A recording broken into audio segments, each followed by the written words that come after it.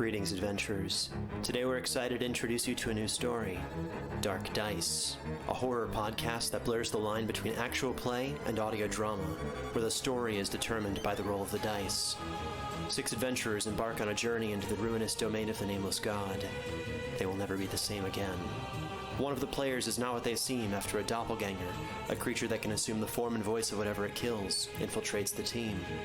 As the players are picked off and replaced one at a time, can they figure out who the monster is before it's too late? Can you? In addition to a full-blown fantasy soundtrack with over 30 live medieval instruments and a 40-person choir, sound effects further enhance the story. Here's a quick example of what that sounds like. The shambler with the jar of liquid inside of him. Soren Arkwright let loose an arrow that cracked the glass, passing through the spine of the creature. The shambler still managed to maintain its forward momentum, but stumbled as it eagerly tried to bite and swipe at Soren, landing near his feet. As Rowena struck the shambling creature near Soren, she shattered the canister in its stomach, sending its liquid contents spilling to the ground. With a rush of liquid, the small fetus fell too, twitching and moving toward Rowena. I'm gonna punt you. Rowena launched the fetus into the mouth of the mimic with a kick. So if you dare, gamble your sanity and subscribe to Dark Dice however you listen to podcasts, or on Spotify. Dark Dice can also be streamed at darkdicepod.com.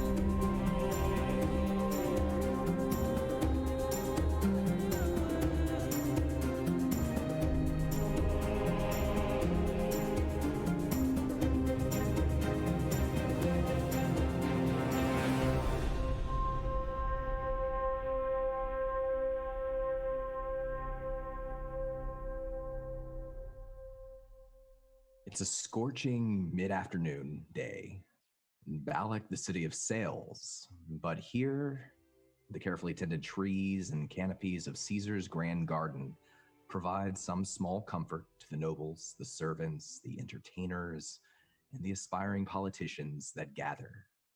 Representatives of houses Jarko, Serno, Akasha, Reese, Tomblador, and Wavir are present, and even a handful of praetors, high praetors, and even high patrician Miriam are among the crowd. They're gathered here around a fountain, an old crumbling fountain before a gate that leads to the opulent fortress known as the Megalenion. The palace is located atop a stony bluff in the center of the city, blocked by high walls.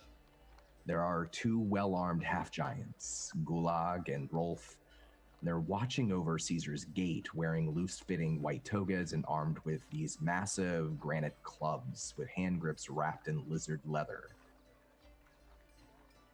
Lilting but powerful orchestral music begins to resound from within the garden, beyond the gate. And the gates swing open, seemingly of their own accord. On cue, the two lumbering half-giant guards step aside, and the gathered crowd begins to move forward to be processed by the guards one at a time. And then they step beyond into the gates and into Caesar's garden. And that's where we're going to begin our story tonight. So welcome back to Dark Sun, everyone. Let's briefly go around and introduce ourselves, our characters. And I want to know, as you do so, I want to know how you're dressed for the occasion and what your sort of disposition is, where you are in this moment as we're kind of all gathering. And let's start with Praetor Rysar, who's on he's on security duty for this event. Well, meeting and greeting, I think, Don. Chatting and hobnobbing. Rysar is dressed for the occasion in official robes, the Praetor robes. However, he's a bit more done up than usual. He's got braided hair. His hair is sort of clean and long, the occasional plait. And he's wearing clean robes, and these robes are he's not wearing them too tightly because he's aware that he may have to apprehend people and get a bit sort of physical on the security side. So he's sort of he's looking smarter than anyone's really seen him before, apart from maybe 10 years ago at the previous election. But he's also practical. Yeah. And for Rysar, where is he sort of positioned as the crowd begins to filter one at a time, checking in with the guards, being given the go-ahead to pass into the garden itself? I think he's sort of in amongst the crowd. So he watched Akasha's grand entrance with surprise, and then sort of crumbling sort of disappointment, I suppose, and sort of frustration at how well she was taken in by everyone. But then I think his mind is back on security. So he's sort of trying to keep as much of an eye on as many people as possible without imposing, and also occasionally greeting people and saying hello and playing politic. Perfect. Let's meet Marilla. Hi, Sam. Hi, I'm Sam, and I'm playing Marilla, who today is wearing black robes, much like their father often wears, for once tailored to them rather nicely, albeit hastily. A fair amount of jewelry wrapped around their wrists and their neck and their ear, which is probably why they didn't notice the cowlick that is on their hair right now, that they are not aware of. And they are by their father's right hand and sneaking looks at him, but equally roving their eyes around. They have some newly acquired agendas of people to meet and talk to, but this is a place of great importance for them in many respects. So they're trying to size up all of the people they don't quite yet know. And there's an easy distinction to make as people begin to move into the garden that most of the members of high houses, the more wealthy houses, appear to be in no rush to enter.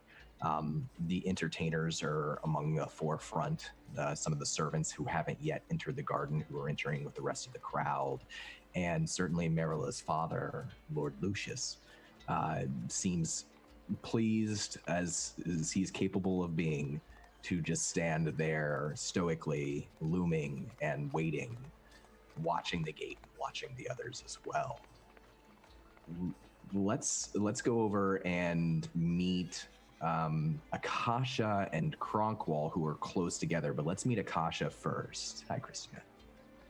Hey, I am Christina Ariel, and I play Akasha, sometimes Laguerre, and she is a wealthy cleric from the House Sereno. And she is an elven cleric and an elven bard. Figured that one out. And she is also running for the office of praetor and using this gala to put her foot into the water and hopefully convince people to believe in her and fall behind her and not Rizard, because Rizard is whack and he is not half the leader that Akasha is and could be even on his best day. But that's neither here nor there. And for Akasha too, just to kind of remind everybody, the night before, Akasha went to her grandfather, Lord Atlas, and kind of practiced her speech with him. And he kind of coached her a little bit on her speech that she has to give. And that's a part of this event for anybody who's challenging for an office. And usually there's a handful of people every 10 years who will challenge one of the sitting praetors, that you have to give a speech. There's a whole thing. You have to do it. And so that's something that she practiced the day before. Do you think she feels any nerves about that right now, or does she totally have it? I think from an outward position, she seems extremely confident and like she just knows that this is hers. And she's using that voice to taunt Rysar because she needs to shake him as much as she actually is shaken herself, because she doesn't really think that this is, one, it's kind of lame, and two, it's just a position. But she also knows in her heart of hearts that she could use this to help people, and so that makes her even more nervous, and she's mostly afraid of failing and falling on her face. Before we go over to Kronkwall, Akasha did just have this grand entrance with like beasts and dancers and musicians like paving the way. I think you described it as a scene from Aladdin, right? Like the make way for Prince Ali scene whenever Yep. he comes in and he's like 60 elephants and all that fun stuff. I had to cut it really short, but yeah. That's Just so 60 I mean, elephants. 60 elephants, yeah. There's so I mean, like, it's this grand spectacle, right? It's this pretty chill gathering with like, you know, wealthy people acting proper as they should, and then this huge music and dance number comes in. Akasha comes down just moments before this gate opens, and there's an old man named Amaran with a large floppy hat who's kind of wandering around the crowd and getting people ramped up about Akasha and House Sereno. That's all happening at the same time. And I think Kronkwall, you went over to join Akasha right around the end of the last session, so you're probably pretty close right now. Cord, why don't you introduce Kronkwall for us? Sure. So I'm playing Kronkwall. This is his first time at like a large social event within Balic. Besides the Criterion, we went to the Criterion that one time, but I feel like this is a bit different. He hasn't dressed up for the occasion, nor I don't think anything in Balic fits him. So he still has his stick, and he still waddles and wanders through the crowd, trying to say hello to as many people as he can. Hello, hello, hello. And they may ignore him, but he still says hello nonetheless as he makes his way over to Akasha. Hello. Yeah. There's a big grin on his face. It's like really nice to see you, but I have a speech to give in front of a lot of people, and I am going to be fantastic and incredible, but I would like, to focus. So can I like help you? No, I'll let you focus. I'm sorry. If you Hey. need anything, I'm here. Is he? Yeah, no. Yes? Come here for just, Okay. can you,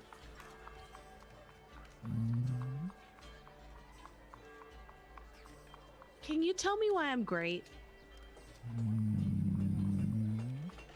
Because you help me feel like I am home. Though I have never been so far from it. It's nurturing, and I feel welcome. Thank you.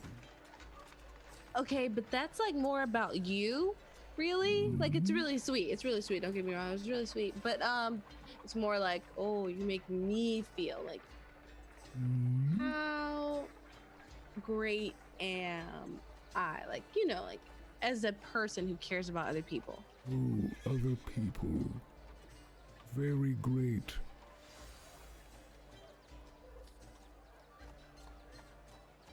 Thank you. I will leave you to your greatness. As he starts to waddle and wander away to try to schmooze, I think, as if the camera was to stay on Akasha for a moment as he waddles off, he's still gonna there's people moving, and he's still trying, hello? As I think maybe a tray of food or something goes by, and his neck just cranes and watches it as it goes by, and then he continues to waddle, probably bumping into a couple people.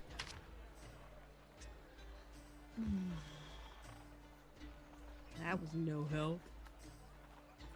Akasha, Lord Atlas, your grandfather, has come down from the back of the mechalot that he was on, helped down by several servants, and he gets on the ground and plants his very, very fine metal staff to help him walk towards you. And he kind of just wanders up to your side and he watches Cronkwall go off, and then looks over to you and up at you because his shoulders are craned forward and he's got a little bit of a bend to his spine. And he says, you make interesting friends, Akasha. Because I'm interesting. I think so. How are you feeling? Would you like the real answer, or would you like the answer that you give people when you know that they just want to end the conversation now? Oh dear, I want the real answer.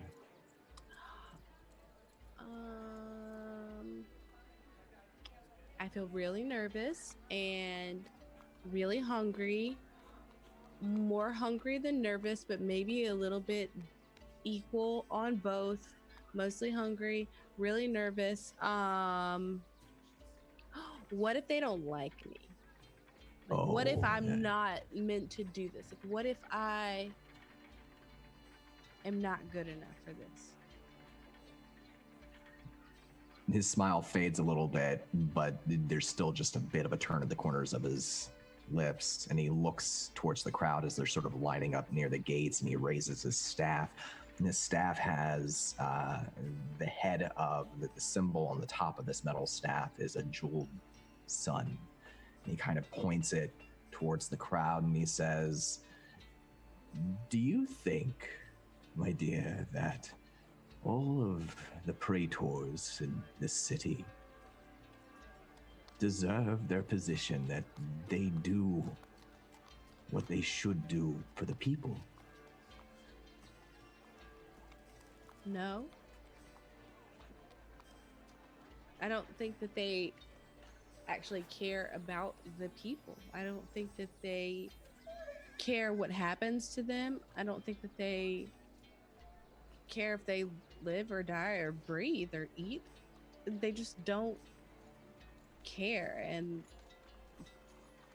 like all they care about is making themselves look good in the politics. And Like, I don't want to get into that world and have it make me like them. Well, you're nothing like them. That's the difference. Yeah, our house is new to this city. We represent the future of Balic, a better future. Everything we've worked for is to make it so. And you have such a life ahead of you. These politicians who've been in power for so long, doing nothing. They're the problem. You are great and young, and you will only learn and become better in time. You don't have to change, just remember who you are or where you come from. Remember me. What about those things you wrote in the first part of my speech? Didn't really make me feel like a great leader. Boy, you're still playing the game, dear. You have to get votes before you can make a difference. I wish it weren't that way, but that's how it is.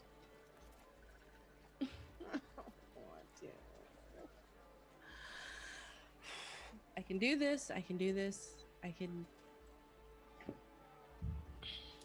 Tell me how great I am. Like, tell me a reason, like, why you think I'm great. Of all the people I've met in my time, my long, many lives, even the members of our family, I've never known anyone as relentless as you, and I mean that in a good way. If you choose to serve the people, you will never stop. You will never let anyone get in your way. You'll do what's right. It takes a lot to be strong in this world. It's not a fair world. In Balic, it's not a fair city. But I've never been able to stop you from doing anything, and I imagine neither has anyone else. Because I'm really good at all the things. Well, I think so.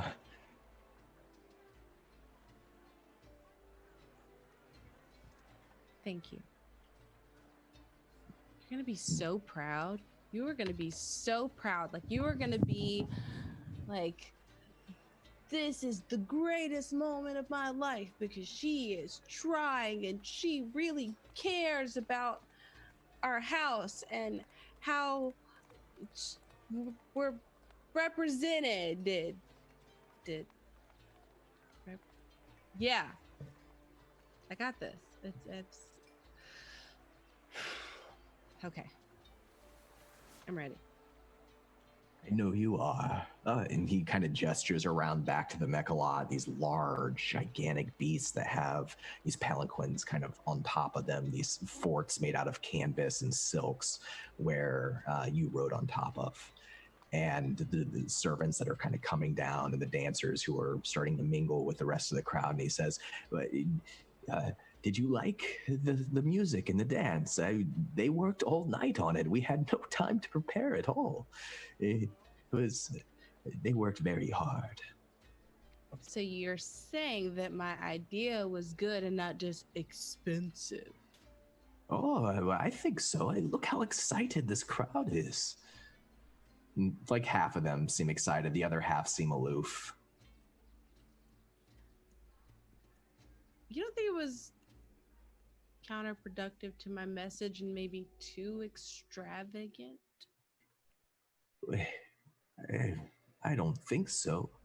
This event is all about extravagance, is it not? And if nothing else, we show that the elvish people of this city, the new houses, that we have as much power as even the older houses. This is our way to reach the people who have been here for centuries.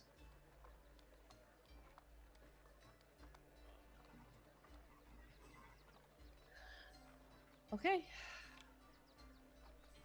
I can do this. I'm pretty sure. Kind of offers you a little elbow and says, are you ready? We can go in together if you'd like. I couldn't think of anyone I'd rather. Takes your arm, and the two of you begin to proceed towards where the line is. Some of the servants and other members of your house who are here had fallen behind you. And I think as you're passing, there's probably a moment where you see Lord Lucius of House Akasha, and you see Marilla. You kind of have to pass by them. Hello.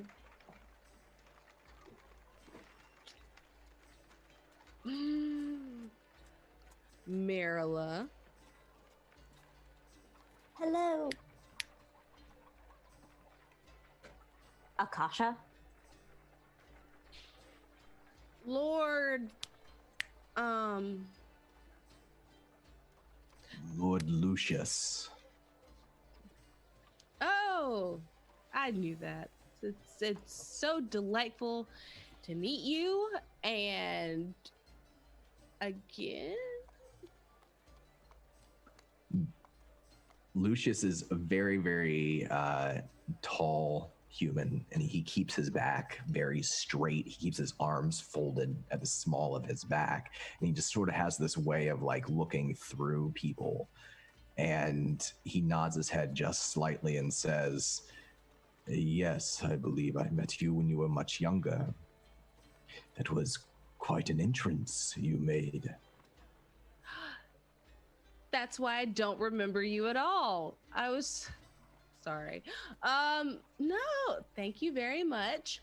I worked very hard at getting other people to do it last night, and I'm really pleased with how it turned out. Good. That's all he says. You're doing this strong. You're like just.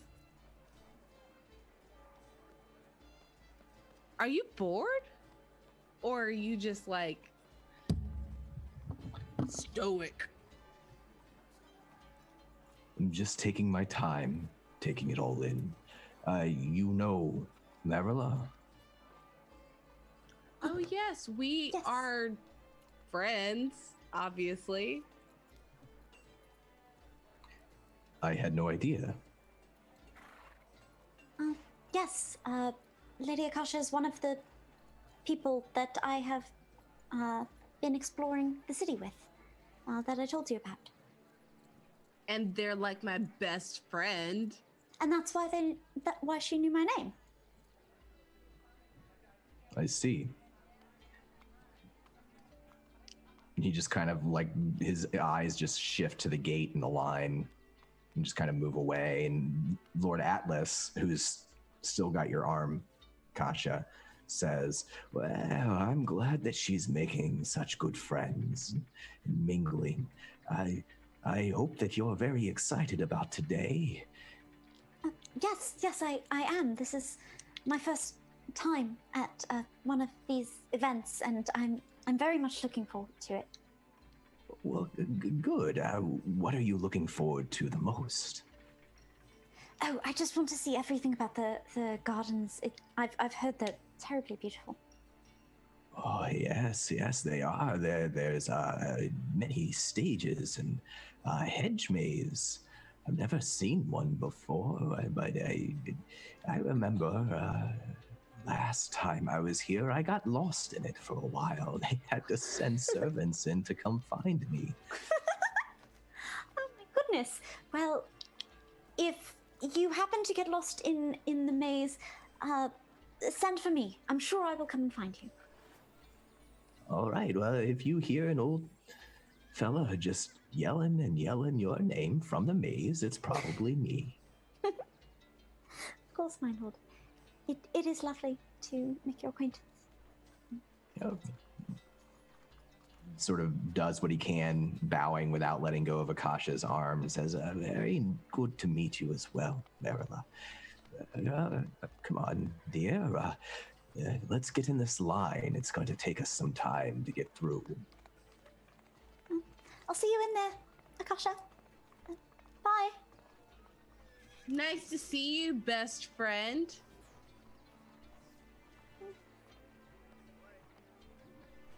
Best friend who will make sure that their family is firmly in my favor.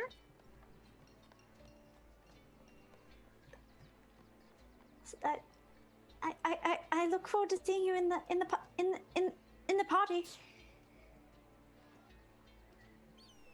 There's a sound from the back of Lucius's throat. It's nearly imperceptible. I know. Lord Atlas continues on towards the line. I wanna bring in now Rysar and Kronkwall. And at any point, if anybody, this is the way today's gonna work too. Like, there's lots to do. You can kind of go and mingle with whomever you want. It's very, very open-ended. So we'll kind of bounce around. But if there's anything you want to pursue at any point, just let me know and we'll go there. As this line's starting to process into the garden, Rysar and Kronkwall, let's say that Kronkwall, as you're kind of wandering through the crowd, you happen to come close, like face to face for a moment with Rysar. Very much deliberately, but by accident. Friend Kronkwall, how are you? Hello. How are you, Rysar?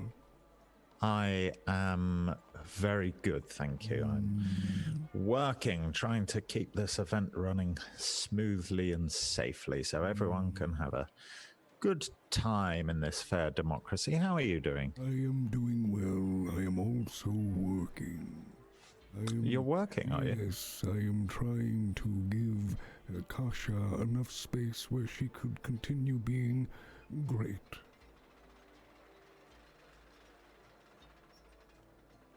Trying to give what? Sorry, I didn't hear. Someone drew my attention. I am trying to give Akasha space so I do not muddy her greatness. Oh, that's... She's said that, did she? That's... Oh, Yes. Well, you are always welcome to stand with me, Kronkwall. Okay. Are you hungry? I'm a bit peckish. I'm afraid I can't possibly eat on this sort of occasion. Nerves and such. Keeps me sharp, though, I'd like to think. Albeit hungry. Right. Well, is there anything that you want me to pick at? Because I am going to go grab some food, I think. No, look, they'll bring it over. Oh. Hello? Yes, Hello? There's a teenage human girl with long braids that she keeps tied tightly behind her back, and she's wearing this white outfit that many of the servants are wearing. Very clean, holding a wooden tray of Enix steak, just like, on skewers. Enix is a large lizard. Last week we saw some Enix. So this is a fairly expensive, sort of appetizer. And she comes over, bows her head without making eye contact with any of you, and just sort of holds the tray out. Child, do you have any greenery? Any salad? I'm sorry. I think one of the other servers do. Could you I could go find one. Of course, madam. Yes, Kronkwall. So, Thank you. I'm sure. Oh, no, please don't mention it. I was thanking her. Oh, yes. You don't need to do that. But yes, I'm sure you'll enjoy today. It's rather. I mean, it was 10 years ago I was here last, but yes, I'm rather looking forward to it. Right. This happens not often then. Well, once every 10 years. Yes, it's. Right. I think. This is an occasion, then. I mean, everyone who is anyone is here, Kronville. This is the movers and shakers of Balic, the beacons of our fair democracy are here. Anyone. Say again. I am anyone. You are. You are anyone. We're all anyone, aren't we? Cronquor was I. A Kronquor, yes. So you just here for the jolly? I mean, you're welcome, of course. It's good to see you always. Yes, I'm here for the jolly, I believe. Excellent.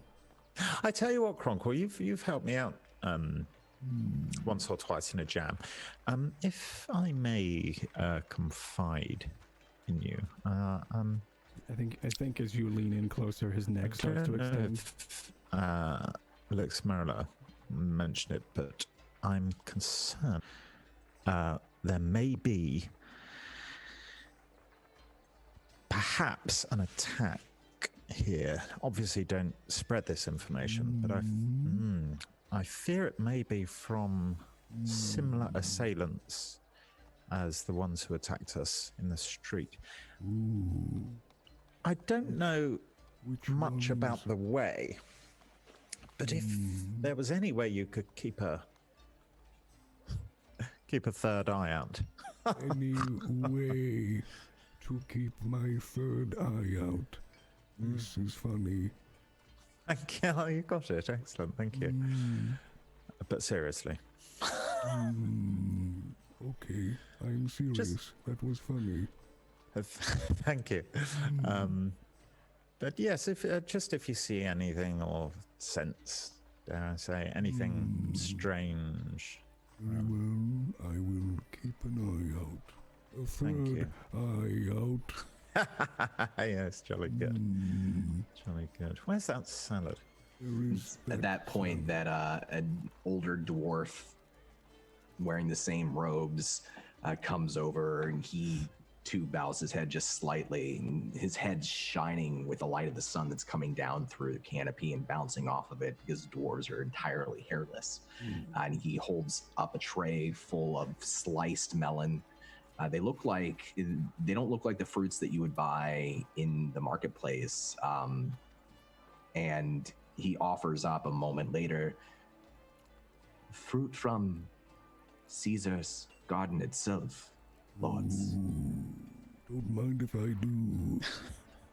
He starts to pick food off of the tray and into a pile onto his webbed hand, almost as if he's making a new tray on his webbed hand. I think as he's picking, you see his head also just extend down and grab some off of his hand.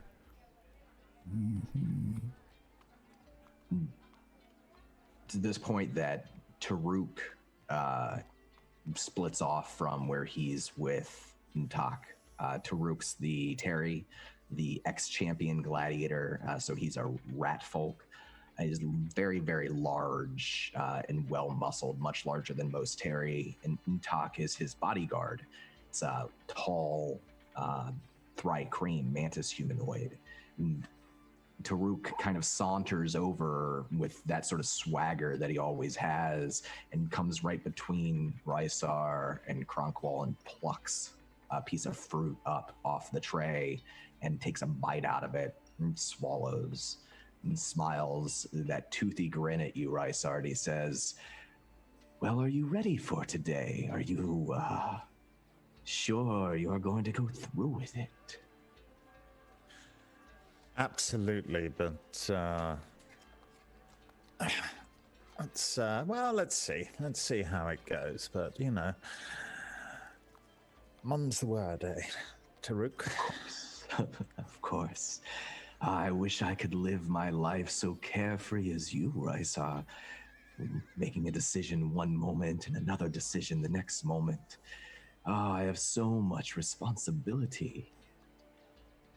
I miss the old days. Well, maybe you should have some friends close to you to remind you of those old days, Taruk. You've met Cronquil, of course. Yes, of course. I offered him a very high-paying position working for me, and he wasn't interested, which I understand. I understand. You know, I was thinking, Rysar, what do you think about Praetor Taruk? Do you think it has a ring to it? I'm gonna go get more food. I will be back. I'm sure you would be a fantastic Praetor Taruk. However, I fear you might not enjoy walking the streets, looking out for lawbreakers, etc. It does get tiring on the old heels. Yes, well, I would have to be a high Praetor, of course. I wouldn't want to do too much patrolling. No. Maybe in 10 years. I'm fine where I am right now. I think, given the decision between the head of a mighty house and being a Praetor, I fear I know which one I would choose. Which is that? I love my duties as a Praetor. I love serving the people. But having a mighty house to serve the will of the people would be a far greater influence, shall we say.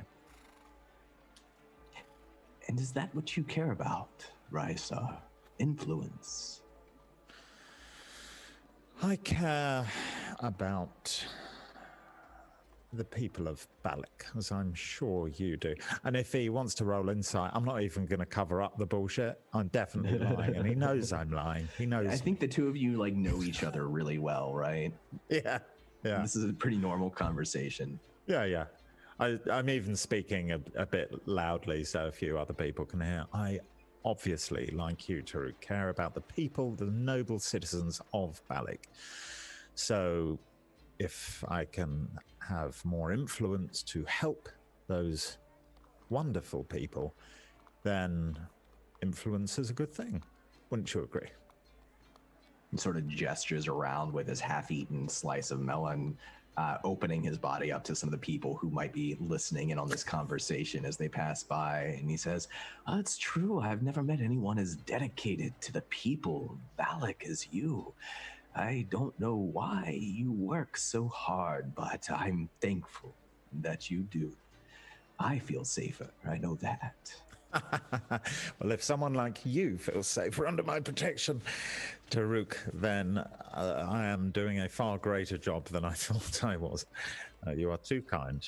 Too kind. And may I say, your work in the Arena District has been fantastic. You are a wonderful person to protect the interests and customers and employees of. It's been an honor for me these last 10 years. Let us see where the next 10 years take us. To the next 10 years. And he gives you a little wink and then takes another bite from the melon and just sort of saunters back towards Ntak and the crowd. They step into the line and begin to move towards the gate. And I think at this point, let's see, where did Cronquil walk off to? Is he heading inside yet? Cronquil walked off to go get more food. I think he comes back probably around this time where Taruk walks off. This time he's got his handful of some fruit, nuts, and also some of the enact steak as well. And he holds it up and he starts to eat it. He sniffs the steak. And then you see his forked tongue comes out and tastes the air a bit, and then he...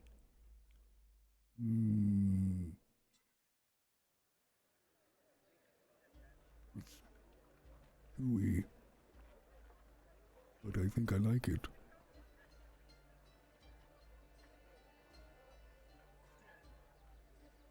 The servants at this point are starting to head inside as well, as most of the crowd has moved in.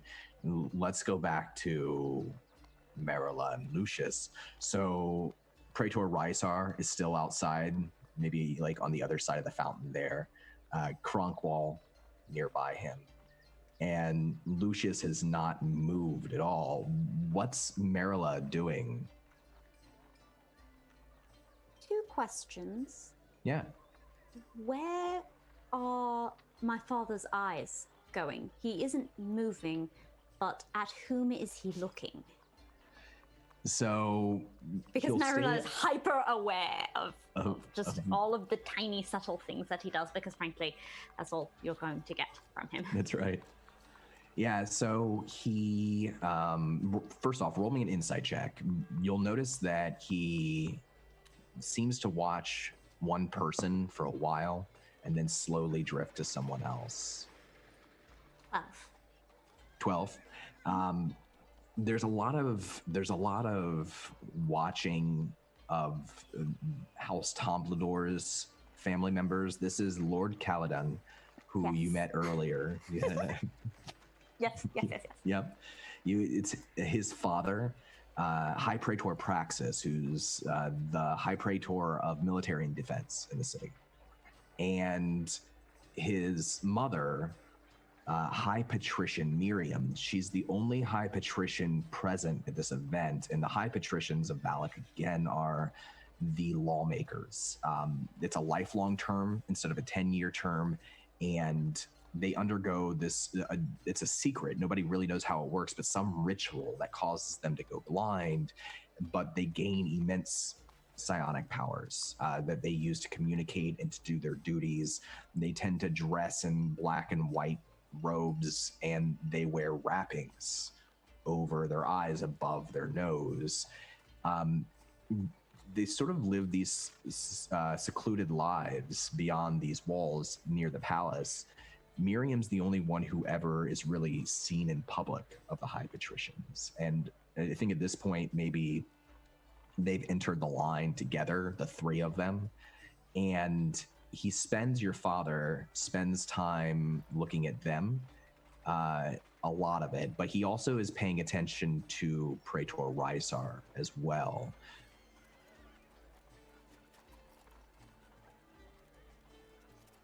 Then I think I should rather check in very quickly with my good friend Lord Rysar, since I promised Lord Caledon that I would see him and House Tomblador once we were inside. Later. So I should check in with Rysar, if for nothing else, about the information that I got. Anyway, I'm going to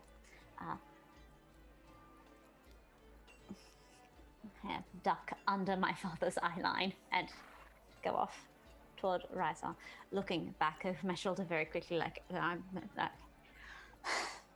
And you can feel his eyes like on the back of your head as you move away. And if you glance back over your shoulder, you'll see that once you move off towards Rysar, your father very slowly, unhurried, moves to the very back of the line. Yes.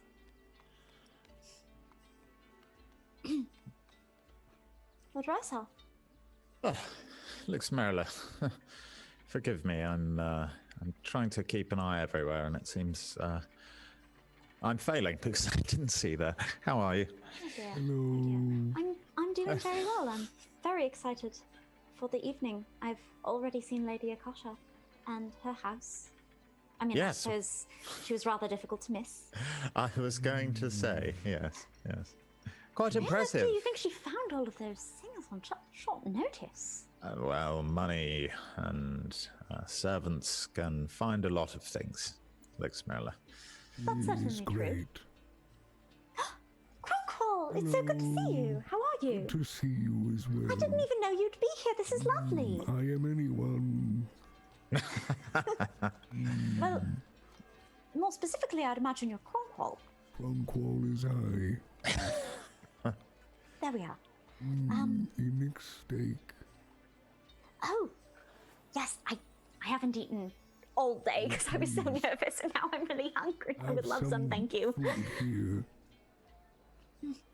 As he holds the hand out in front of you, like flat, and just I'll just like couple finger food globs it of a little bit. steak. Yep. Oh, it has a texture. Lovely. We. So, how does your evening investigation go, then, my lord? Well, I am no lord, but thank you. I am simply keeping an eye out, and Cronkwell here is helping as well, of course, and Oh, good. I'm sure there are others amongst the nobles of Balic that are also skilled in such things, and I'm sure they will keep an eye out as well. Alex, Marilyn. Certainly, and I'm sure it would be good for such attentive people to maintain communication throughout the evening. In the spirit of cooperation of the evening, I'm sure. Speaking of communications and evenings, I fear I must apologize, not only to yourself, Lex Marilla, but also to you, Cronkwell. I was the most terrible host at our little soiree the other day, and I do hope you will both forgive my most outrageous breach of good manners.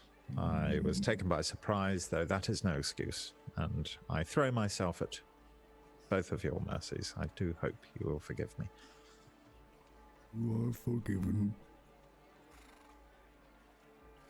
Someone with such graces as you, Lord Risa, I'm sure you'll find some way to atone.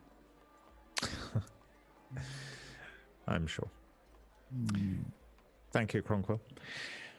And yes, I'm sure, I hope I will find some way to atone. Thanks, Mariner. Okay. I'll let you do your searches, and, well, do you have any particular plans for this evening beyond that? Oh, I shall be making a speech, yes, again, as is the way of the praetors who wish to continue serving the good people of Balic. I'm so glad to hear that you are planning to continue. I look forward to seeing that race.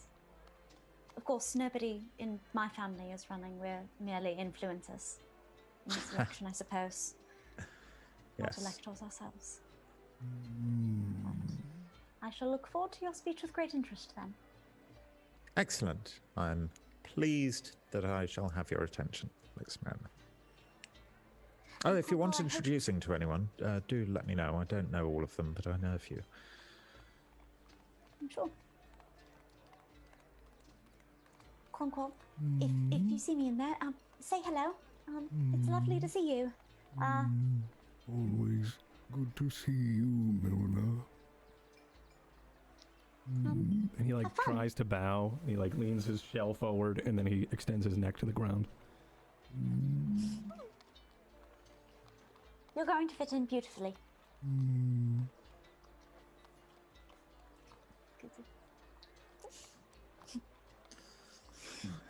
Where does Marilla head off to? Definitely back to their father. They're checking in and bouncing out, and checking in and bouncing out. If Rotan 4 is around, I do know that I need to say hello to him. Social obligations at these parties are tremendous. I know the feeling. This is the catch back up with your father, and he's almost to the front of the line, Marilla. At this point, most of the line is through. There's not many people outside of the gates, and you can see Rotan Bar. He's with a young man who his head's not entirely shaven, but it's cut very short, and he wears beggar's clothes. He's gone barefoot. He looks very out of place at this event, but you can see him through the gates.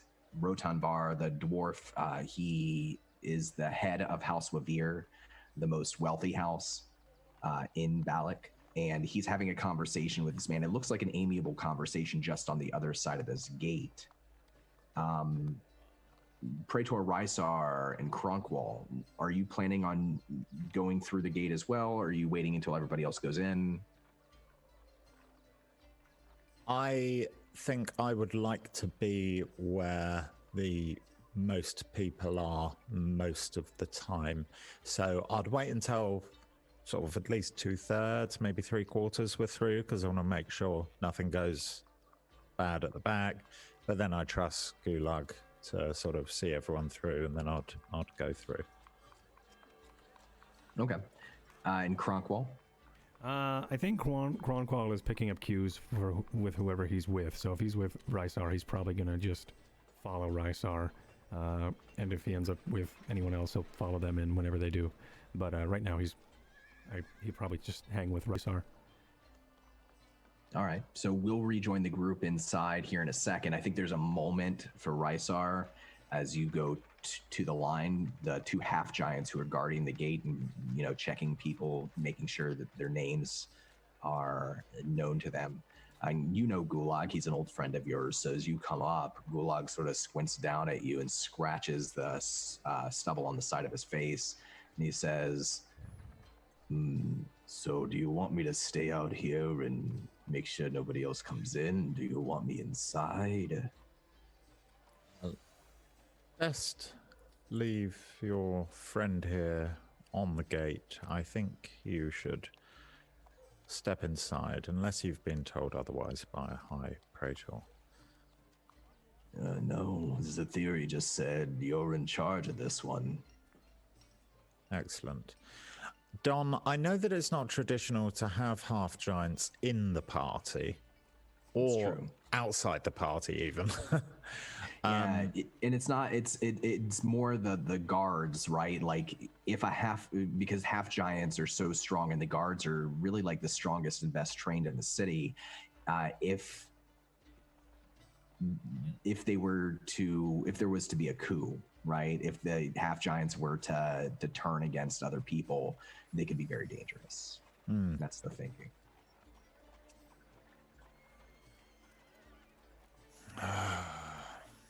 I think I would, leave your friend here watching out. I would feel safer if you were watching inwards. But I trust you to, you know how these people are. Yeah. You think it's okay if I have some food, maybe watch some of the dancing, or should I? Want me to mingle? I think it might make people feel a bit better if you were getting involved a little bit. I'll send some food over to you. How about that? Here you go. He is Gulag is like a solid 11 feet tall. I mean, he just towers over other people. And he's looking down at you, and he's scratching the side of his face. He says, I know I don't look it, but I can hold conversation with a lord or a lady. Gulag, I know you, I would like to think quite well. I'd also like to consider you something of a friend. I'm very much aware you can hold a more stimulating conversation than half of the people in here. Yes, if people want to talk to you, of course, but I just don't go near anyone who looks frightened. Get my drift. I'll stay to the outside and just keep an eye out. I don't want to cause any problems for you, Rysar. Just, never seen the inside of this gate before. Come inside immediately, I insist, Gulag. He smiles a little bit and says, all right, you're the boss. Ooh, are we going in now? Yes, Kronkwall, come on. This is exciting. This doesn't happen for 10 more years, and I'm here. How exciting. Do make sure your friend keeps the door secure after everyone's in, though. Wouldn't want anyone slipping inside unnoticed, unseen. Understand? He kind of calls over to the guard on the other side of this gate. Hey, Rolf, you hear him? Don't fall asleep this time. And Rolf kind of scratches the back of his neck and bobs his head, and he says, well, they're paying me enough, so I'll keep an eye out for you. There's a bonus in it if it all goes smoothly, Rolf. How much of a bonus? Oh, we'll see how smoothly it goes. It's going to go smoothly, I can tell you that. He kind of stands behind you, waiting for you to go through the gate so that he can close it. Cool. I'm going to go through, and I'm also going to sort of be a bit like Mr. President-y, if I can, with like Cronkle, the like super interesting guest on one side, and Gulag, the like half giant on the other side. It's your own version. Like this is Rysar's grand entrance, much like Akasha had her grand entrance. Yeah. So all of you, as you kind of enter in, and the last of you, the gates creak closed, and not Gulag, but Rolf actually locks the gates with these heavy metal locks behind you all. You're all inside the Grand Garden now, and within the garden is a spectacle, not one that most Balicans are ever like to see. There's several great stages made out of old stones, different types of stones, one granite, one marble, one obsidian. They're set up for musical and theatrical performances. There are rare flowers that bloom from these perfectly manicured trees.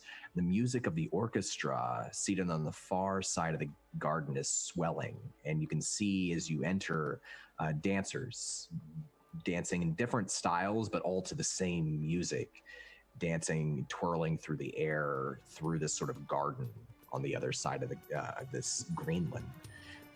You see the marble white sparkling walls of Caesar's palace somewhat in the distance at the top of this hill, and from the highest tower window, now that you're all inside, you can see, backlit by this blue brilliant light, this figure.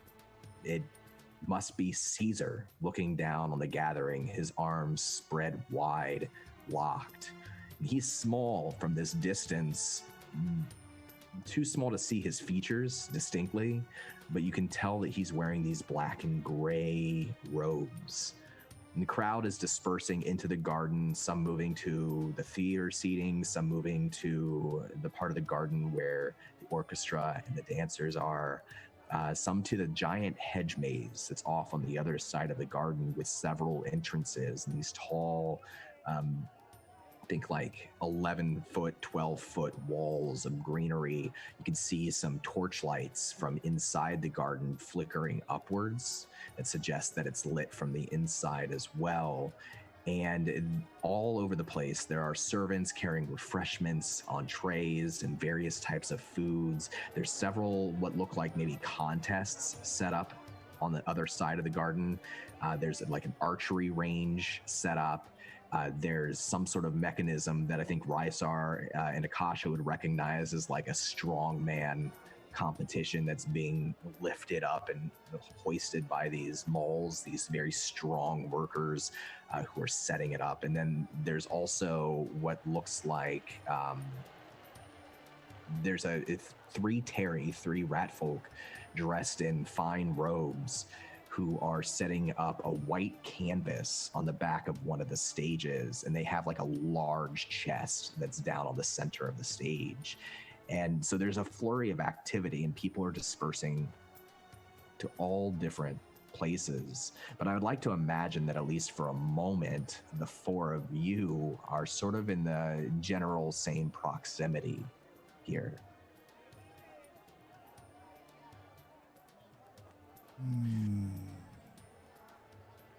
This is marvelous. Am I the first of my kind to see such a spectacle? Probably. Speaking of spectacles, Lady Akasha, that was a phenomenal entrance. Look how great she is. Thank you. You're so thoughtful. And yes, it was a great performance, and I am extremely proud of it.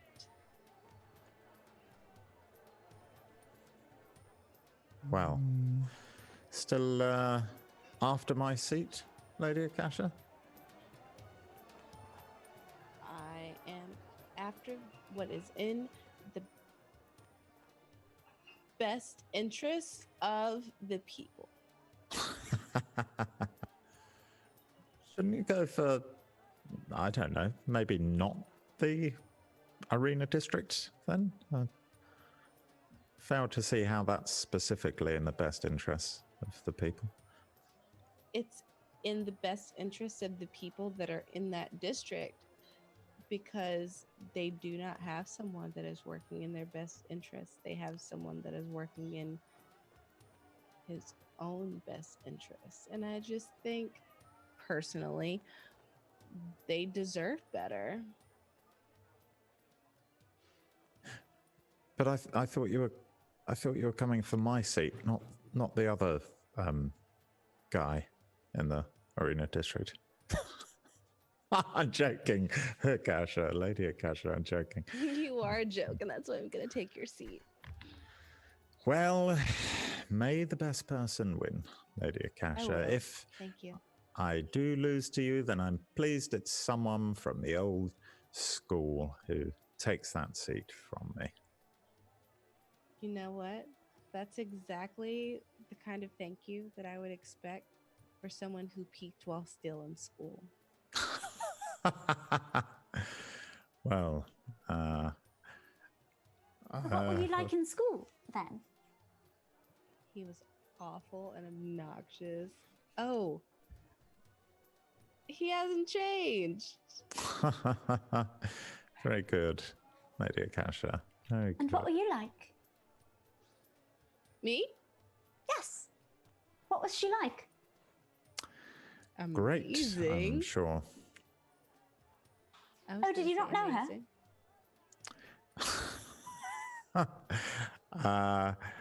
It depends who you ask, Lix Merrila. I always had a soft spot for Lady Akasha. I always liked you, but I don't know. I must say, Lady Akasha, I never quite understood you. But thus is the way with many people, I suppose. You didn't understand me. We dated for 3 years.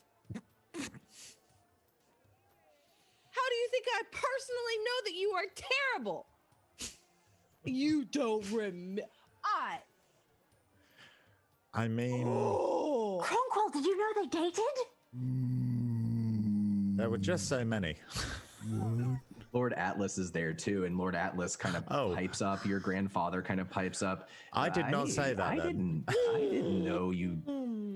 I didn't know you. Is the well. Not that I would ever admit to it under any other circumstances aside from my grated nerves. Pray to arise, Sahara. This is very uncomfortable for me, and there's so much to see here at the Grand Garden.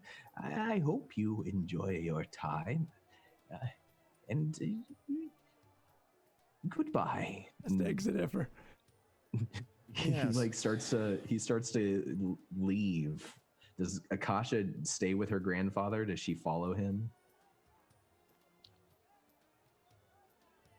Can you believe it? You know, Grandfather, I have tried to do this for so many noble reasons and with great cause, and I think that I could do this and be an amazing representative of our family. However, it is going to feel so good to beat him. Well, dear, I just want to make sure you're doing this for the right reason. I didn't realize that this was a personal vendetta for you. You think that I'm not doing this for reasons? No. You don't even, who do you think I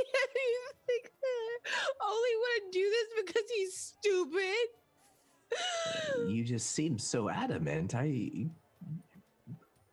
just want to do something so good to make you proud, and you think that it's because no, he's just. I don't care about him. You're good then. We shouldn't care about him. He's your opponent, after all, and if you chose him and you tell me that he's bad for the city, well, I trust you. He's so bad for the city. He doesn't care about anybody but himself, and I just don't see how he benefits anything. However, that is not the reason that I'm doing this. I am doing this because I would like to make a difference, and I think that I am the best choice for this position. Right? Don't you agree? Don't you agree? Don't you think that I'm the best choice? You already know I think that you're the best person in the city. Who do you think that you should mingle with? Who would you like to meet? I think if we're going to do this from a very strategic standpoint, then the first thing that we need to do is meet the praetors to either side of Rysar's district, and we need to schmooze and make plans, make future plans. We need to talk to them and see what it is exactly that their areas need. Like, what can we provide? What can we bring to the table? And as soon as we do that, then we have them. All right. Would you like to go see some of the dancers and the music, or would you like to go talk to someone? How would you like to spend your Grand Garden? Finding a way to win. Do you know how much work I put into this speech? Like, you only wrote like a second of it. Like, I worked very hard on this. Yes, well, you'll have to give the speech at sundown. And I'm going to go into... We need to schmooze. Oh, all right. Well, I guess I could see the Hedge Maze later. It's just, I do like it so. Let's go schmooze, as you say. Come. No, we can go to the Hedge Maze. Let's go. Oh, good. Just for a little while. And he starts dragging you towards the Hedge Maze. Let's go back to Marilla and the others. Marilla, are you backing away awkwardly? Backing immediately away, and I bump into Rotan Var, he's with the almost bald, like very short-haired young human fellow who's wearing basically rags and bare feet. He does look clean. His clothes look clean. He doesn't have dirt on his face, but he is not dressed like a noble person. And you bump into Rotan Var, this like broad-shouldered dwarf. He wears like traveling leather armor, the sort of armor that maybe like a merchant or a guard who's traveling from city to city would wear, but it's also been cleaned, much less dusty than the last time Marilla saw him. And he has a drink, and he kind of pulls the mug of it back away as you bump in. It sloshes around a little bit. He says, "Boy, Marilla, good to see you." Sorry. I would like to soccer player like excessive fall just a little bit because to try to just get a look at that person's face and if I can, maybe their wrists. So I twist a bit too much into it, like someone who in fact is athletic and can dive. Go ahead and roll me, I guess, a perception check. All right. Oh, I was really hoping it would be based on my acrobatic skill. Darn. It is a very convincing tumble. It's too convincing. I see, right at the end of it, there was accident, intention, accident. Oh no. Natural one. And for a moment, Rotan Var, who's a strong-looking dwarf, he catches you as you tumble and like holds you in the air, and it seems it's almost too perfect of a moment. But then you slide out of his hands and hit the ground, and his friend kind of looks down at you and he says, "Are you all right?" How clumsy of me. I'm terribly embarrassed. Lord Rotan, hello. Hi. Hello. Oh. Hi. Hi there, Marilla. This is... And he introduces himself as he sort of leans down and offers you a hand. I'm Jonah. Marilla, it's nice to meet you. Lovely to meet you, Jonah. The Arena District, yes? Yes, well, I live in the Harbor District, actually, but I travel throughout the entire city. I've heard of you just a little. It's so lovely to meet you, and I will take a hand up. And good to see you again as well, in happier times, Lord Rotan. Rotan smiles a little bit and he says, Marilla, have you gotten yourself anything to eat or drink yet? Oh, no, just... I had a little morsel outside, but no, my father always likes to be at the back of the line, maybe to see all of the people, maybe, I don't know, it's more important. You ever get the feeling that he's just sort of, just staring right into your soul? Every day. I feel like he knows more about me than I do, and I've only met him a couple of times. What does he know then? Oh, you know, nothing bad. Oh dear. Someone who can look into one's very soul and find nothing bad. Well, you know, I suppose I'm just that good of a person, Marilla. My goodness gracious. Then I'm in the presence of two saints. Well, not a saint, of course, but Jonah here. Well, he's the real thing, I promise you. Jonah's very quiet and very gracious. He smiles a little bit and keeps his head just slightly bowed. And humble as well, a virtue becoming of a saint, I suppose. Well, I've seen him do some things that are amazing. Really? Like what? Well, I suppose it's not my place to say, but you'll be here for the event, yes, and Jonah intends to run. I've decided that House Wavir is going to back him. That is very good to know.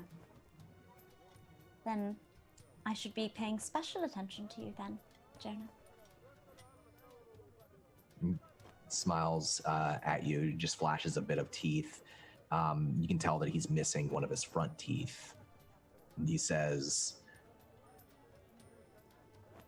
I can't say that I know anything about politics much. Not the way that you do, of course. What is it that your house hopes to accomplish here? Well, I suppose we're rather looking for whom we shall back this election. I don't think we quite find ourselves wholly committed. So I'm endeavoring to meet as many people as possible and render some advice to my father as to what our house should do. To be honest, I'm not here to schmooze or look for people to support me. I'm here to find houses that I'm willing to support, that deserve my support, and the support of the people of this city, the vast majority of the people of this city. What is it that your house represents? What is it that you hope for the future? I'm afraid you'll find my house, recently as it has undergone some change, at least does bring with it the advantage of a time of transformation. We are very little at the moment, but I suppose that means that we are only becoming.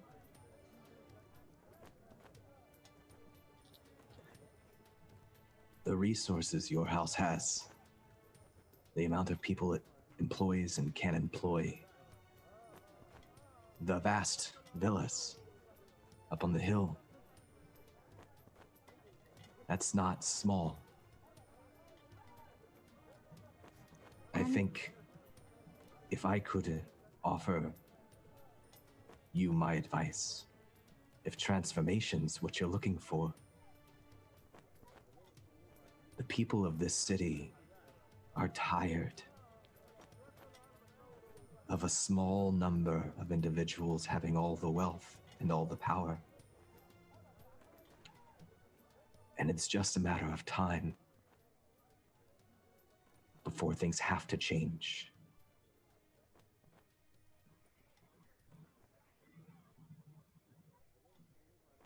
And House Swavir very wisely backs a rising tide. Rotan Var takes another drink from his mug and bobs his head and he says, and to be honest, we work differently than some of the other houses, Marilla. I was voted into my position because they believed in me. There's no single family in House Swavir hoarding all the power. Nothing against House Akasha or the way that your family has lived and passed down its power. But I think a lot of the people of the city, well, they'd like more of a say and more of a fair share.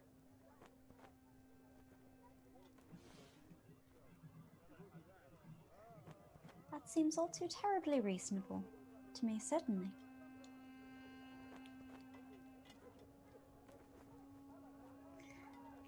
Well, I am sure I must be going. It was lovely to see you again, and again, apologies for falling into you. Oh, of course, Marilla, anytime. I'm heading off in just a few days on a trip to Alterook. If you'd like, stop by the marketplace before then, come find me in the mid-afternoon. I'd love to catch up, maybe take a walk. Of course. I'll find you then. Good to see you. Good to see you. And Jonah bows just a little bit and he says, nice to meet you, Marilla. And you, Jonah.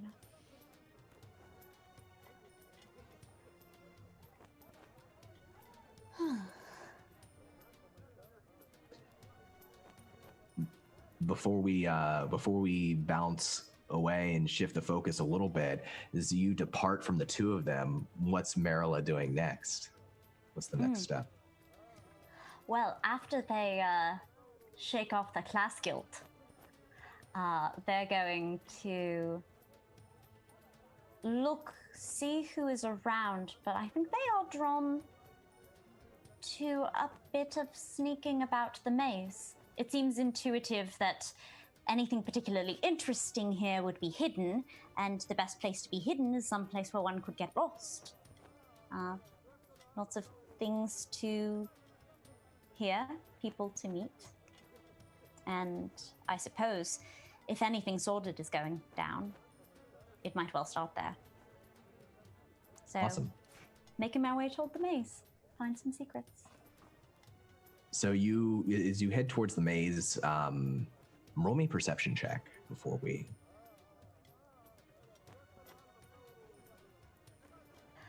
Now we get a natural 20. It swings both ways. You see, with a natural 20, I'm going to tell you, you see something very strange. First, you see Van dressed in the server's clothes, with a tray of food, walking through the crowd, bowing his head, allowing people to take the fruit off of his tray. when you catch his eyes, he doesn't look back at you. He's cleaned up. The boy's cleaned up for this event, as all of the servants have, but he still has that sort of glassy-eyed look about him that you've seen before in the Criterion, where he just doesn't seem quite there. At the same time, or a moment later, you see stepping into the Hedge Maze van, a different van, dressed in the same clothes, not carrying a tray, moving quickly. But for a moment, you could swear that he was there, and then he's there, and when you look back, he's still there. It's almost like there was two of them for a moment. I mean, it isn't so. I'm That's going true. to go find Van. All right. So you head into the Hedge Maze, and Akasha and her grandfather went to the Hedge Maze. Let's catch up with Rysar and Kronkwall. You're sort of the back of the crowd. The crowd's dispersing. They've set up the strongman competition. They've got this massive. It's almost like a smaller version of one of the Half Giants clubs that people are using to try to smash this device and send it up as high as they can along this pole. There's archery competition going on a little further away. You can see that at the theater stage, the three Terry have opened up their trunk, and there's some children gathered on the stage that are kind of pulling out what look like maybe puppets of different shapes. Some of them look like figures, humanoid. Some of them look like monsters. Let's see. The orchestra has changed the music, and it's a little less epic and presentational, and a little bit more inviting for dance. Some folks are at the edge of the orchestra area of the garden are dancing amongst the flowers. You see three troops, finely dressed troops. One's an elvish dancing troupe that moves with incredible grace and precision, and one's a group of dwarvish dancers that have this frenetic energy to them as they circle around each other and spread out and come back together. They do some tumbling. And then there's the malls. Several of the malls who'd set up the strongman competition are doing this dance that almost looks like battle. It almost looks like fight choreography, this sort of martial arts, but to the music. And it's very graceful in its own way. And then you have others, nobles and some of their children who have come, who are gathering at the edge of this area and starting to just generally dance in their own way. Some of them very unfortunate with their skill at it. That's what's going on right now, kind of in all directions. What did the two of you find yourselves drawn to? I did not date Akasha, Cronkwall. What? I did not date Lady Akasha. I don't. Just so you know. I'm not sure what that means. Okay. You Best see- left. You see that his eyes are locked on the figure up on the dais. There was a figure with blue on the dais, or up on the somewhere. Yeah, so the marbled palace of Caesar is gigantic. I mean, it's much larger than the Criterion or any other building in the city. You can see it from all around the city because it's at the very height at this hill that's in the center of Balic. And you're close to it now, and you can see its highest tower has this large open window at the top, and there's this blue glowing light from it. And you can see his arms spread out, his eyes, can't tell if his eyes are open or closed, but his head's kind of tilted upwards, his robe billowing in the wind, is the figure of Caesar. Or at least you assume that's probably Caesar. It's almost like he's absorbing the life, the energy of the party down below. Like he's basking in it from above. Yes, his eyes are fixed on that. The marvel of this spectacle, of this mysterious person basking in the energy that is the party below. I think as you say, I did not date Akasha. I think he's still very much, eyes are locked and is just very interested in what's going on. Who is that? As he points. That is most likely Caesar, the ruler of this city. Ooh. You are friends with Caesar? I think not. Oh, I would like to be Caesar's friend. I think not. Why not? Kings can be cruel, and kings of 1,000 years in a world such as this are not the friend type, I fear. Though I could not say for certain, very few people have had a conversation with our great Caesar, but one imagines he is a bit more stern and stoic than you or I, Cronquil. Then if they are not friendly or good, then why do they rule? I did not say Caesar was not good. Sounded Merely to me like that's what was said. Ah, well, I miscommunicated then, and I apologize. Caesar is certainly good and great, but sometimes a certain stoniness and strength is required to rule such a grand city as ours.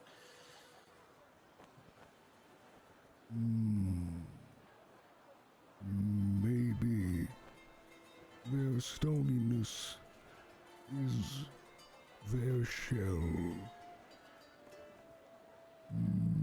Yes, quite.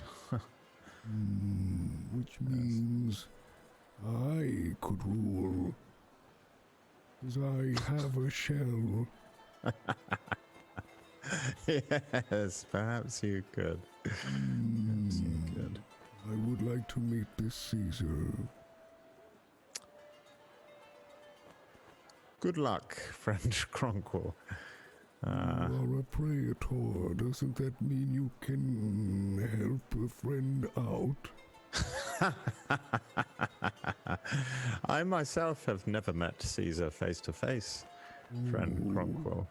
Of course, if I could, I would, I'm sure. Right. Very few people have met Caesar. Will the Caesar come down from the window? I very much doubt it. He's not really the partying type, I fear. Write more for me then. As I think he's still staring, and maybe someone walks by and he grabs whatever's on the tray. Or maybe actually as they're walking by, maybe they're squeezing by some people and they've got their tray lifted up overhead and he just grabs it with his neck and snaps at whatever's on the tray. And then throws his head back and lets it fall down his gullet as he's... Yeah, speaking of which, I thought you didn't eat flesh. This is... Oh, right. I don't.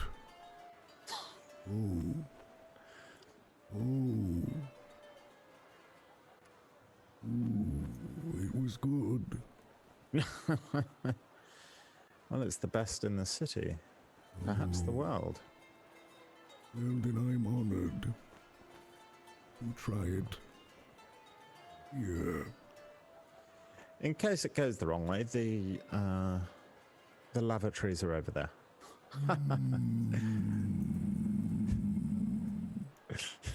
That's a joke. Yes, joking, not joking. Why? Why aren't you joking? Oh no, Is it I am joking. poisoned? Oh, No, what? okay. Oh no.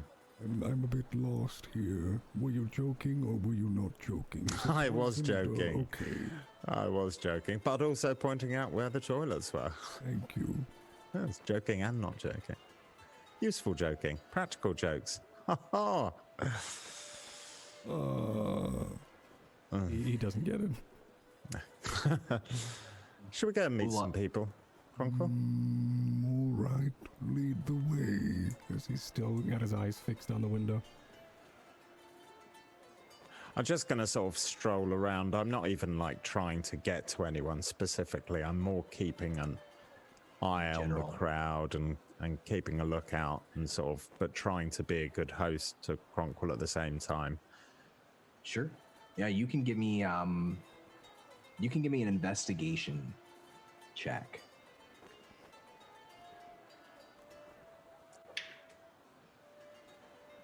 Oh. 16 on the dice, which is dirty 20. Hey.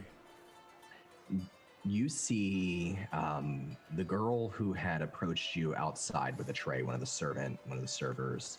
She had the enact steak. Mm-hmm. She's moving through the crowd, like trying to avoid being knocked down. She's actually in the dancing area near the orchestra. And she's trying to get people food without being bowled over by their clumsiness. And as she's sort of weaving in and around the dancers, you just happen to catch a glimpse of what looks like the upper half of a white clay mask, kind of stuffed and tucked into one of her robes. And you see her press down on it and push it back into a fold in the robe, and she continues to move on. I want to go to her. And I also wish to send a message cantrip to my good friend Gulag, saying, "Oh yes, I think you see Gulag. He's over by the stage where the three Terry storytellers have basically set up a fire in the center of the stage and have set up a canvas wall behind, and the children are playing shadow puppets as they're telling a story. And he's just sort of sitting, like, arms folded on the edge of the stage, his hand in his fist, just watching. Gulag, it's Rysar. I'm investigating one of the serving girls. I think I can see a mask. Don't worry, just carry on, but be aware. I forget, he can't send you a message back, so... Yes, Let's just say he can, because that's cooler. Yeah, I'm pretty sure it's dark sun, you right? can. Yeah. So he looks around several times, scratches his face, and then thinks, I'm just keeping an eye on these theater folk. They seem like they might be suspicious too, so I'll just stay here for a minute. Yes. I won't send another one because of the drama masks, and you said the theater mask, so I just thought I would. All right, I'll stay here.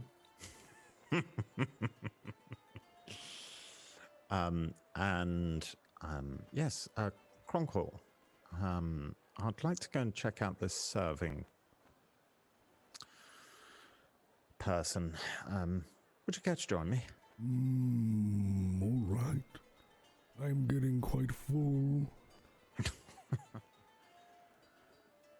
Good. I'd beeline for her, really. Not too not rushing or anything, but quite quickly sort of going over towards her. Pardon me, hello. Excuse us. Certainly not banging into anyone. Sorry, excuse me, hello. Cronquil, are you following? Yeah. Or are you just kind of following behind?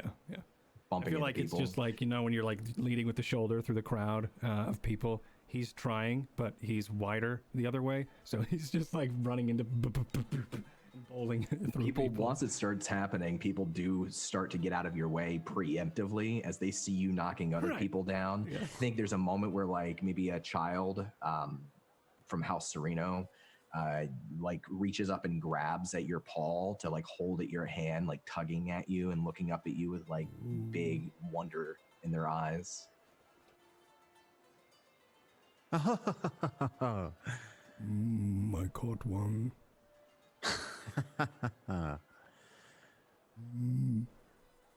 Excuse me. I would like to catch up with my friend. You have funny eyes. What do you mean? I don't know. Will you come scare my brother? Scare your For me? brother? I don't know what you're talking about. I just sneak up on him from behind and make a monster sound or something. I don't know how to make a monster sound. Well, you just sort of growl in the back of your throat, like raw. Can you do that?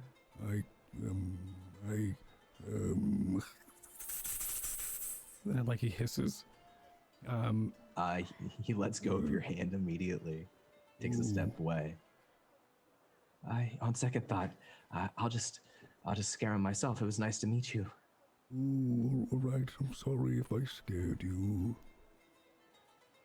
He turns and scampers off into the crowd. I think like you're falling behind Rysar for a moment, unless Rysar stopped to wait for you, because Rysar's beelining for the servant. Kronkwall, do you continue to follow Rysar? Yeah. He kind of there's a moment where he feels embarrassed,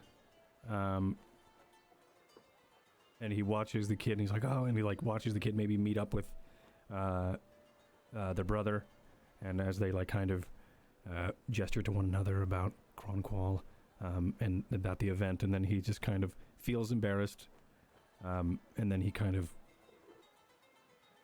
like swings his head back around and sees Rysar, and then tries to catch up. Okay. Rysar, you're beelining for the servant. What do you do? What's your goal here? How does he approach her? Oh, yes. Could I get some, please? She stops and like spins around and catches her tray and bows her head and brings it over towards you. Sorry, could we get out of the dancers? It's too frantic here. Apologies, my lord. And she walks away from the dancers and then stops and waits for you to approach. So I want to sort of get us to the side a bit so we're not like surrounded by nobles and stuff. And I want to, in my mind, I'm sort of slightly towards the door, although the other half giant's on the wrong side of the door because I told him to stand there. Is Kronkwall caught up? I'm sort of like just looking at the food tray and waiting for Kronkwall to catch up. Yeah, and she'll stay there, not meeting your gaze, just waiting, as is the way that they're supposed to act at this event. And Kronkwall is able to catch up. What were you saying? When I followed Van into the palace, they said that a lot of the servants sort of maybe look like that. Is this one, do they look glassy-eyed? Roll me an insight check.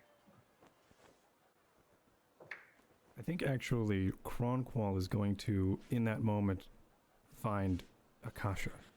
Instead of going... So he goes into the Hedge Maze? Yeah, I think he's going to go and try to find her. Where if he does, I don't know. But he's going to probably, as Rysar peels off and that interaction happens, I think Kronkwall is then going to do a little mingling himself and go try to find Akasha. 21. 21. She doesn't seem glassy-eyed, and she doesn't seem as emotionally pulled away as Van. But you can tell that there's some, and it's hot too. Even close to sunset, it's hot. But there's a good deal of sweat pouring down the side of her face, even though she pulls the mask out at your request, Rysar, and you can see clearly it's a white clay mask and it's the theater guild symbol for tragedy, a frowning face. You've seen this sort of mask before, and she offers it to you and says, I'm sorry, I didn't know I was doing anything wrong. They really shouldn't. They shouldn't play tricks on the servants like that. I need you to show me these praetors immediately. Yeah, you get the sense both from, it's subtle, but you get the sense that she's nervous and maybe either she's afraid of telling you everything or she's purposefully avoiding telling you everything for another reason. But you definitely get that she's not giving you the whole story. Gulag kind of whispers to you as she starts off. He says, where do you want me? Do you want me to follow you? Or... Yes, I need you with me, Gulag, and I fear this little cretin isn't telling us the whole story. Maybe you should, I don't know, suggest it's in her best interest to tell us. I don't want to scare her. She's well, all right. You just let me know.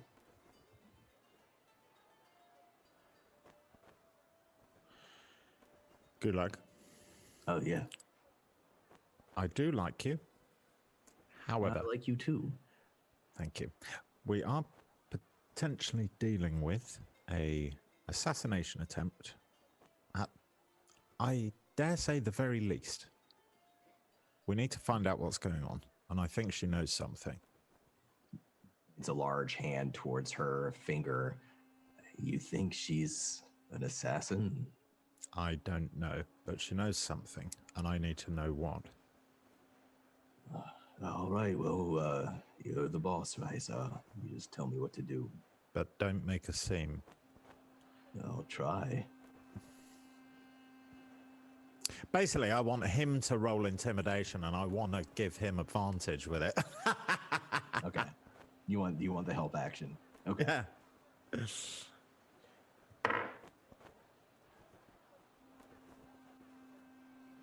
That is a natural 20 on his intimidation. I don't need to roll. I'll roll the advantage anyways. Say that, servant girl.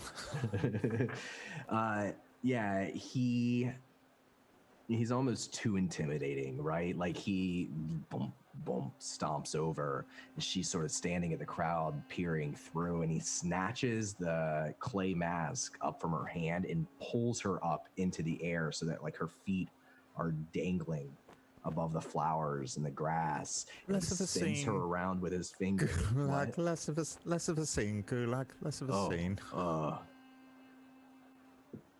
He slowly sets her down. He leans very close so that like his breath is right in her face. And he says, what the praetor said, you don't want me to make a scene, kid. And he very slowly pats her head and then kind of looks back over his shoulder towards you and scratches his face as if to say, is that good enough? I lean in and very quietly just say to her, I've seen this thing tear people's arms off. Tell me everything you know and tell me right now.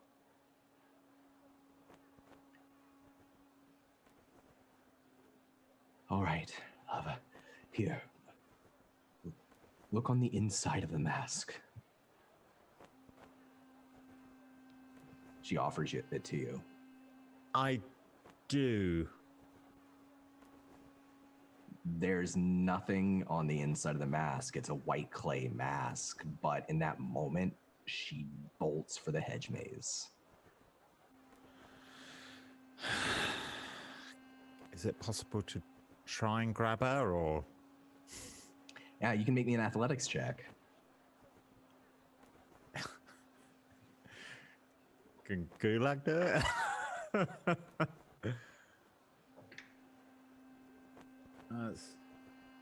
It's not a 20 this time. I may even have. I rolled a 6, and I'm not a strong person. It's probably a 4. Right, so it's not Yeah, I think like you almost grab her toga and you slip out. It slips out of your fingers and she darts into the hedge maze, and Gulag just kind of stares off into the hedge maze and then looks down to you and he says, okay, so what now? What is the hedge maze? How sort of tall is it? I mean, It's about 12 feet tall.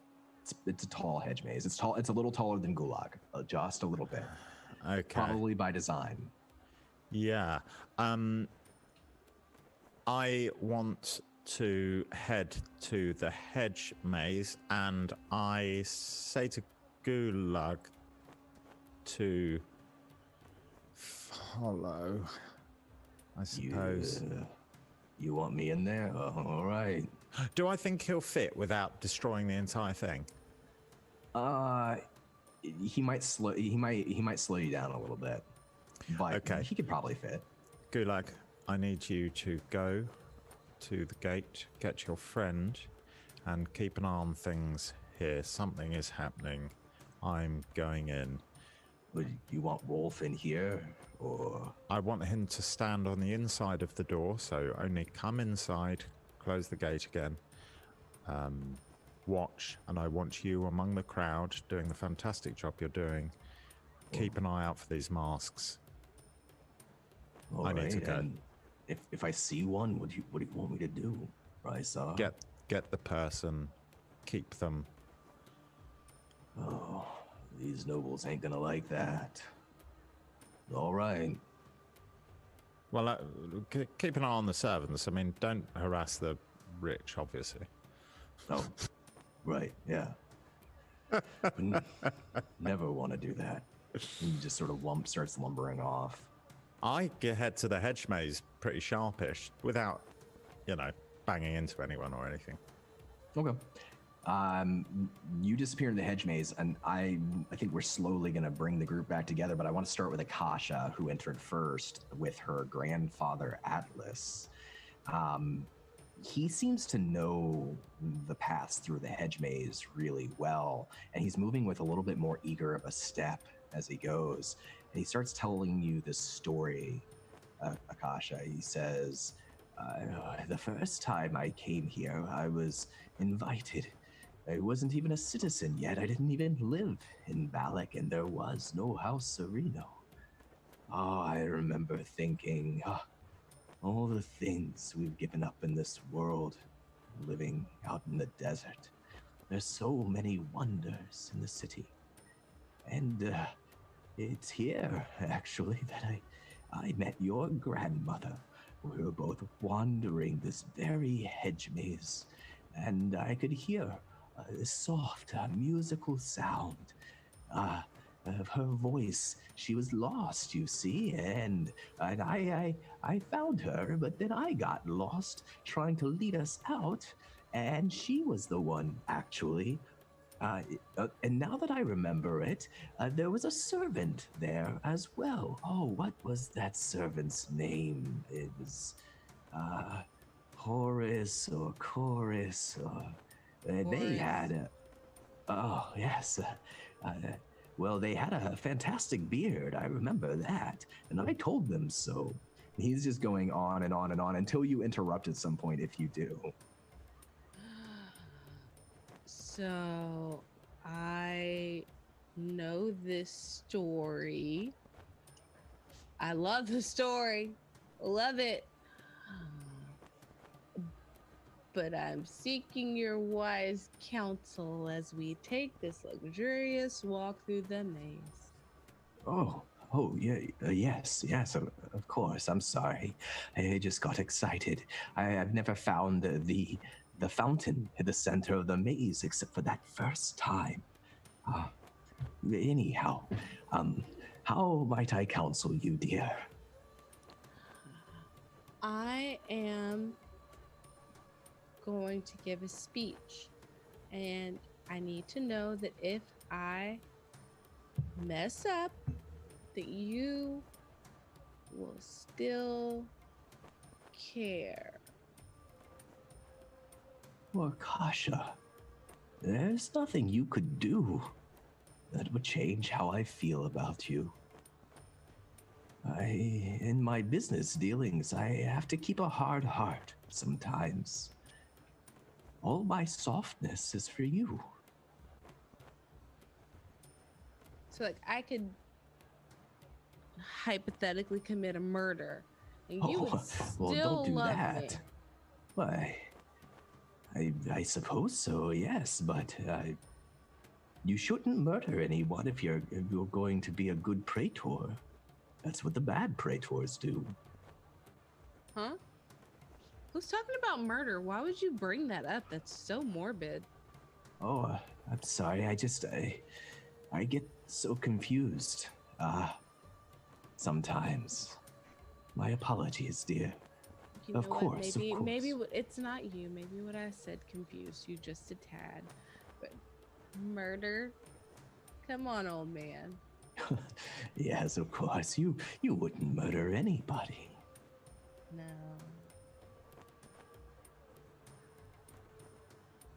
Huh? Huh? What? Oh my! Are you? Horace? Oh, do you remember Horace? He had this fantastic beard. It was split into 3 different parts and braided in each part. Yeah, oh yes. Oh, I miss Horace. He was a good one, that one.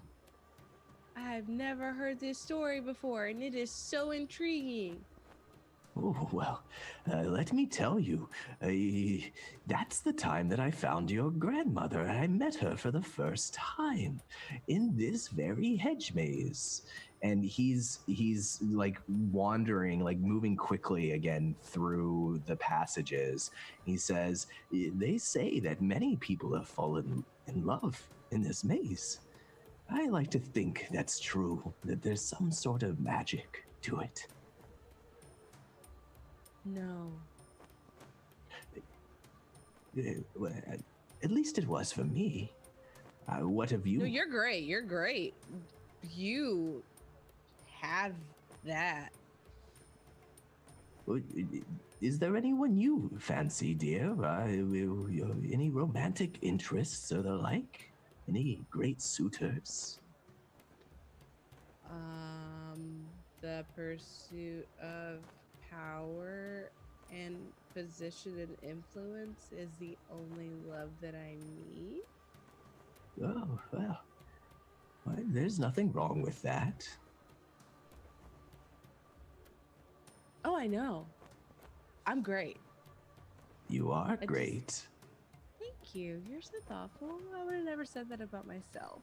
But no, I think that I am prepared to do what I need to do to put the citizens of Balic first. So that's a great pitch. When you run, then you're married to Balic, to its people. That's a really, really good one, actually. Oh, I'll stop it and give you a chance to. No, keep talking. I just need just say nice things. Well, your grandmother, she had a voice. Oh, it could move the earth. Hey, she had some other gifts too. It was almost as though in her presence, flowers would grow out from even old dirt, lifeless soil. I only saw it a few times when she was singing, but I'll always remember it. She was a kind woman to me, even when I was not as amiable as I am these days. Okay, so what sounds better? I will be married to the citizens of Balic, or I will be married to the citizens of Balic and their pursuits? I like their pursuits. People have big dreams. Everyone has dreams. And they like to know that their dreams are acknowledged. Yes, Got it. Got it. You were talking about your dreams, and while we're on the subject of your dreams, what are the dreams of the people? Do you think? Well, what I hear in the markets every day, they have dreams that are out of their reach in some ways, but not so large. They dream of fairness, of being able to provide comfort to their families, to never go without food or water, to have finer clothes. And many people wish they could leave the city and travel abroad and learn of other places. Of course, that's not allowed under the current law. But I don't think that anyone likes to always be in one place forever.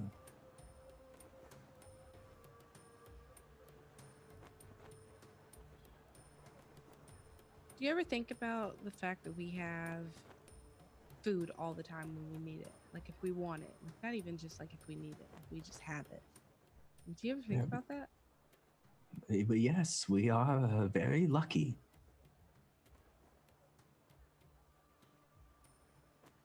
So how do I stand in front of those people with a full, very full belly and tell them why I'm the best person to make decisions for them when theirs are empty? Well, if you want my honest truth, dear, you can't tell them. They won't believe you. You can start with words, but in the end, you're going to have to show them.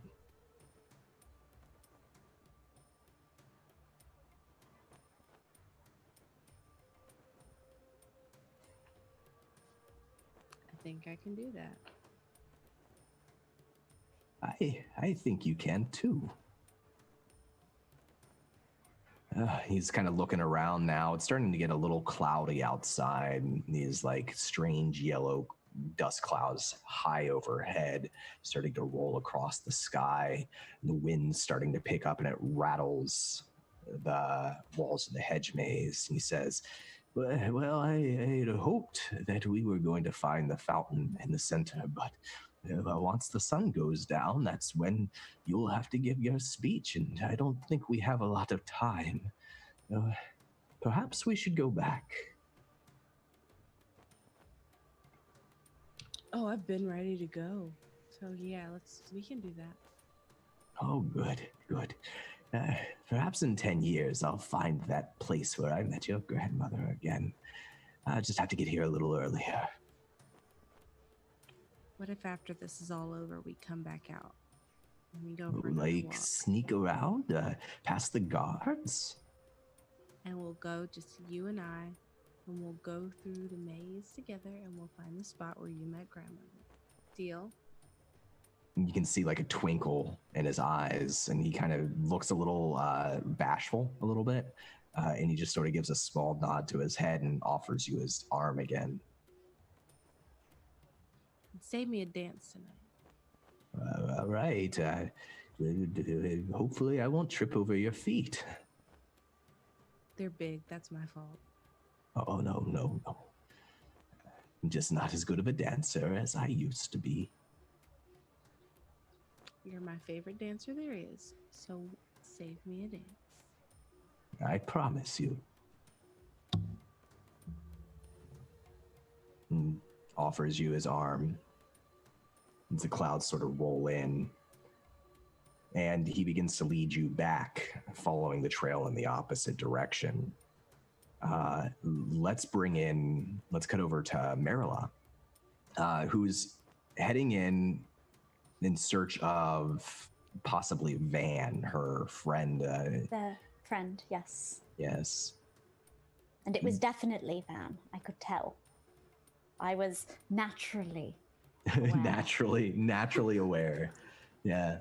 You're certain. I mean, whatever the reasoning behind this is, you are certain. How does Marilla? How do they approach the hedge maze? What's their tactic here to try to find Van?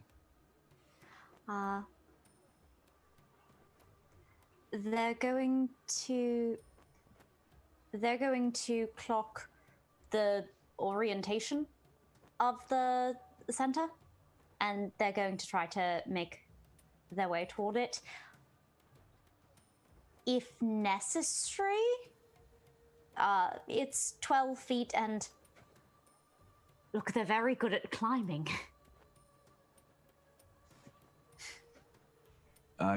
Roll me a, let's call it an investigation check. All right, I can do that. 16. Okay. Tell me, do you think Marilla's ever gone into any sort of maze before or done any equivalent puzzles, anything that would be familiar? Or is this entirely new to them? I think they've done a few maze puzzles on paper, but there's nothing like this that they could have done before. The closest would be sort of orienting through the orchards on the estate. You can make up little rules about which ways you can go in. Anyway, that's not important now. But yes, nothing. They've never done a true maze. That's not really possible for them.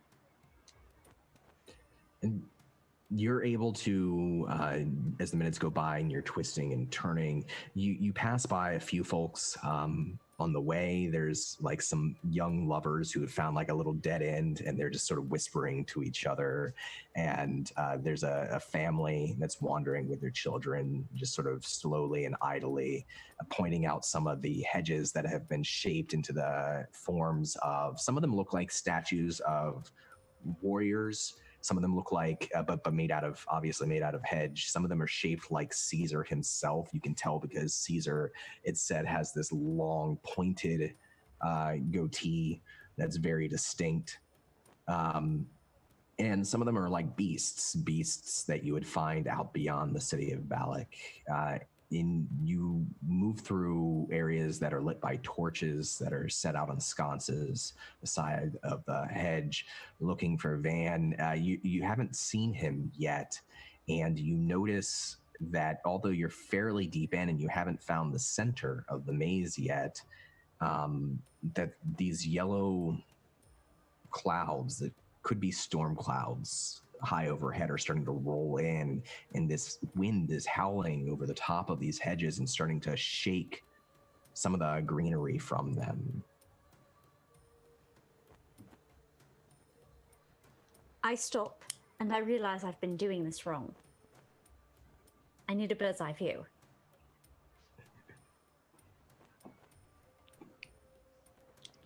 So I'd like to get into a dead end, summon Corey, and send Corey up to take a better look. And I like to think that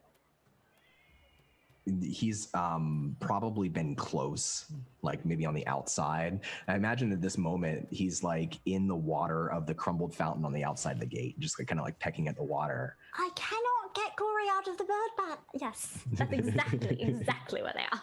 And he takes off into the air, and after a minute, you can see he's swooping around. And are you looking through his eyes right now, or are you waiting for him to come to you?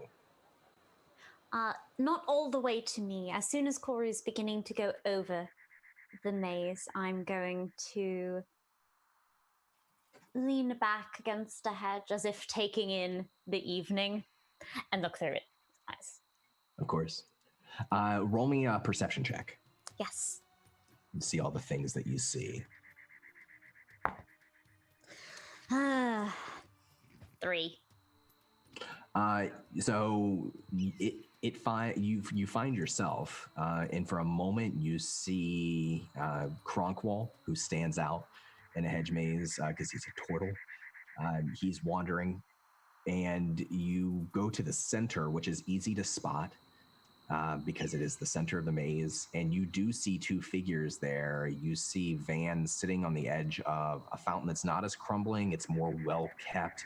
The water is crystal blue, unlike the green water of the crumbled fountain outside. He's sitting on the edge side by side with Kylantes, the old mall scion who Rysar's you met. tutor. Rysar's tutor. He's wearing his robes and he's got a hood pulled over his head, but he looks up to the sky for just a moment directly towards you, and you see his face unmistakably. He doesn't look bothered. He just leans down and they continue to kind of talk quietly to each other.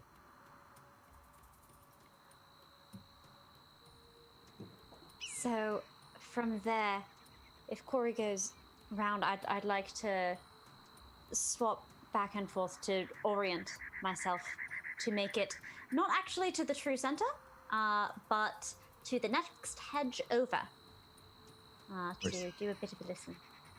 And it really is the best way to do a maze, is to have a flying familiar who can guide you.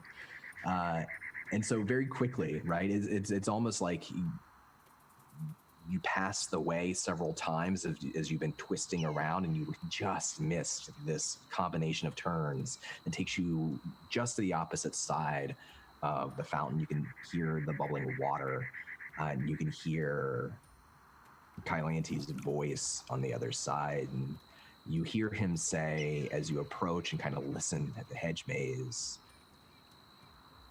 "I don't know where it is going to come from, but we have to be ready to act when it happens.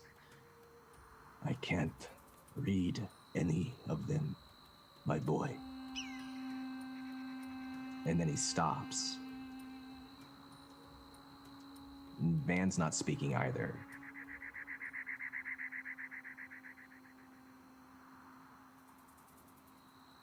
Does Corey see anything that's going on that would have caused them to stop speaking?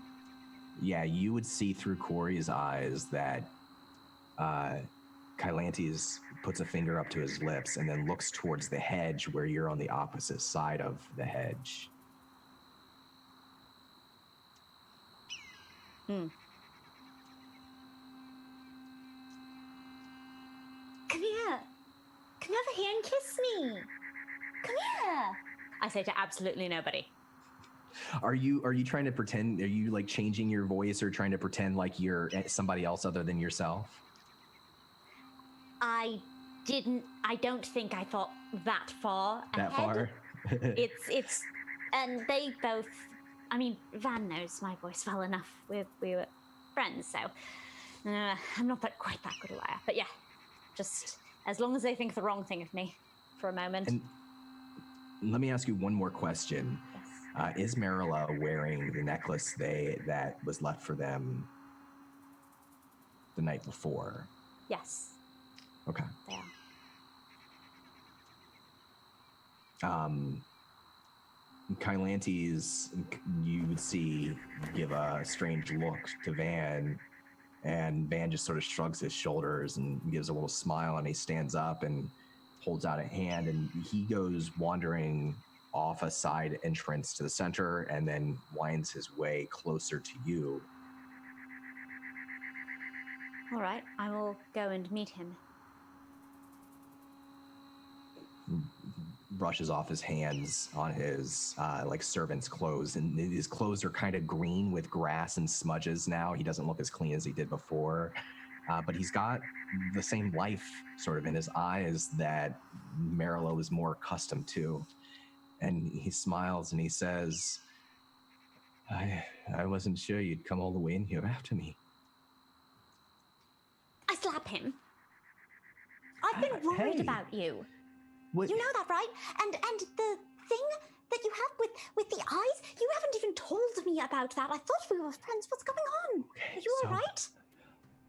All right, so I'm not sure everything that's happening. Kylantes, I think, might understand it better than I do, but I was taken several days ago, Marilla, right off the street, after I had some business with a praetor. It's a whole other thing, I think. They snatched me off the street, and I was taken somewhere underground. I had these dreams, and I thought I was never going to escape there. And then it was Kylantes. It was Kylantes who found me and rescued me. There were these Oh, Marilla. These people, but at least I thought they were people, but they were monsters. They transformed. Their bodies turned into serpentine, scaled things. And lizards, yes, they attacked me and my friends. Oh. Are you all right? I'm fine. Don't worry about me. There's another you out there. I know. That's why I'm here. Kylantes told me about him, so I thought I would investigate. If he's able to work here, then I'm able to work here, right? Which praetor was it? You said there was a praetor. I had a run-in with a praetor named Rysar. I don't think he meant me any harm, but shortly after I left his house, they were robed like members of the Cerebrum. They might have been following him. I don't know. They attacked us at Kylantes' house. I don't know why. We had none of us had any idea why. Listen, you cannot trust that praetor. Don't trust Rysar Athamir. I don't trust him. Good.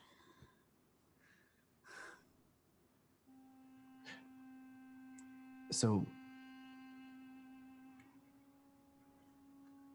I saw you got the gift that I left for you last night. That was you? Yes. I found it when we were escaping that tomb or that catacomb, whatever it was. I found it. I took it. It was on the body of, I don't know, maybe an old lord or a king. Kylantes said it had some sort of magical properties. And I just wanted you to be safe. Maybe it could protect you against whatever's coming.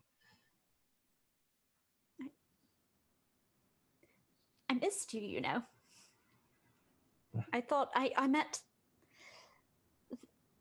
that you, and he didn't want anything to do with me, and I thought, I'm glad you're... Of course not. I'd love him again. Don't you ever disappear on me like that again. Don't just leave jewelry for me. Say hello. He smiles. It's good to see you. Like, kick his foot. But gently this time. That. Yes, you do. No, you don't. I'm glad you're all right. Do you think Kylantes will tell me more? We have... Yeah. If you ask, I think so. Something bad's happening. Something very bad. That thing out there that looks like me but isn't me. I had this dream. I don't remember most of it. But I remember standing on top of this great red pyramid made out of metal or something.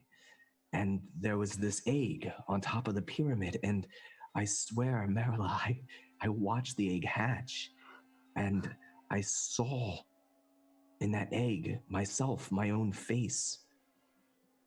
And when he or I opened my eyes, it had that same glassy look that thing out there does. I don't know what it means, but I know it's connected. It is. You're right. And I don't know either, but we have to all stick together about it, or it's going to get all of us. At this point, Marilla realizes they've left their father completely unguarded in this weird place. And all of their family has been constantly dying. So... I have to I have to go. I have to find my father. I have to make sure he's okay, unless something goes terribly wrong here. Will I be able to find you again? Were you going to I'm staying with Kylantes now. Marilla. Right. And he holds out one of his hands and then his other hand palm up for you. Take his hands. He gives them like a firm squeeze, and he looks you in the eye and he says, "We're here because Kylantes thinks something might happen. And if it does, he wants to help. So, we're waiting. And I hope I'm wrong, and I hope he's wrong. But you protect your father. And protect yourself, too. If something happened to you, I don't know what I would do." You would be just fine, and you protect yourself. Because if you die, I'm going to kill you. Deal.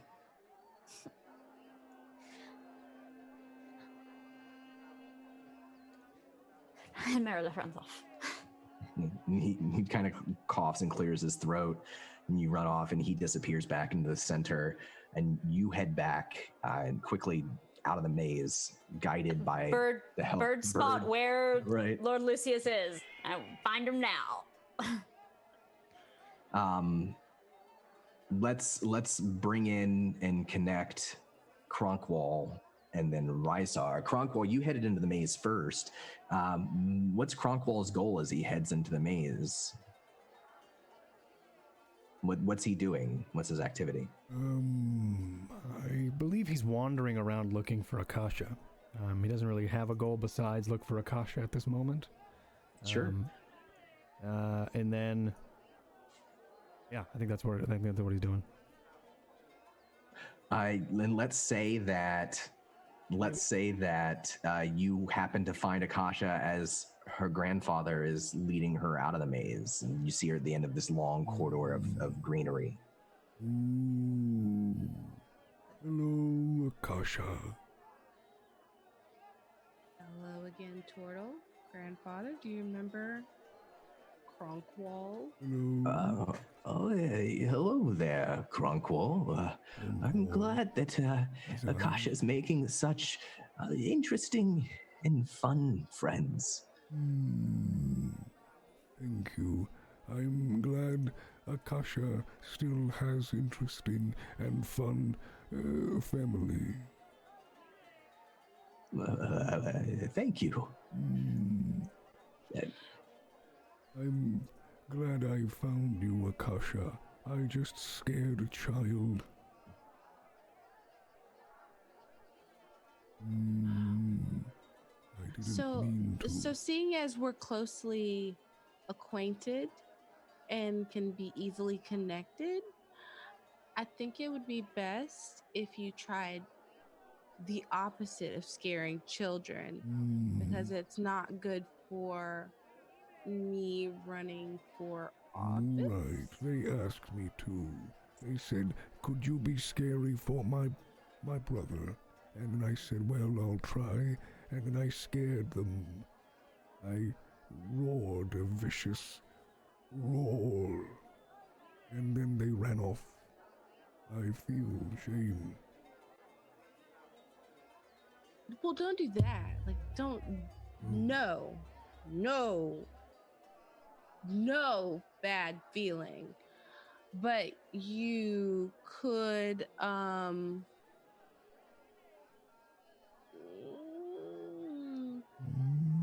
you could just maybe give them a claw. Tap your claw to the claw and hand, and then they don't scream, they feel kinship. Like this.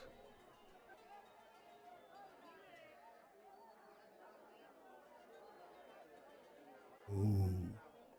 Exactly. Grandfather. Closer. Grandfather. Yes, here you are, Kronkwall. Ooh, I feel closer already. So next time, I will just ask them to press their palm against my claw.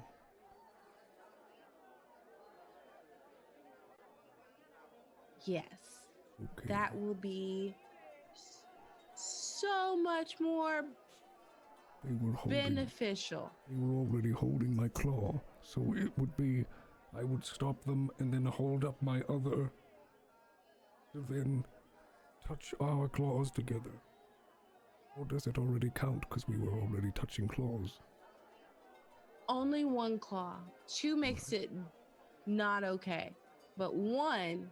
Yeah, why does... Cool. I'm sorry. I'm sorry. I don't understand. The children that were afraid of you, perhaps we could go see them and we just very kindly explain who you are and that you're not dangerous. We could, yes. Or No, I don't think that's a good idea. we could make friends with the Caesar. I saw him basking in the window, and I was thinking that maybe at the speech we could discuss talking to Caesar. I would like to be friends with Caesar. But to be honest, I'm not sure that Caesar, as great as he is, has any friends. I imagine that he sacrifices a lot in his protection. Friends. If he has any, I've certainly never met one. Now, he will speak and signal the beginning of the ceremony, but in all of my years of coming to this event, well, I've never seen him walk amongst the people. Oh. Well, great and powerful Caesar may be great, but Akasha, I hope you do not get as great, because I enjoy being your friend, and I do not want to lose a friendship because your greatness. He thinks he made sense. Hmm? Oh, I don't want to be Caesar. Oh, then why are we here? No. No, I want to be a leader, but not so much of a leader that I cannot have a life and friends. Oh, so not Caesar. No, your friend and Praetor. Is that fair? Fair, yes.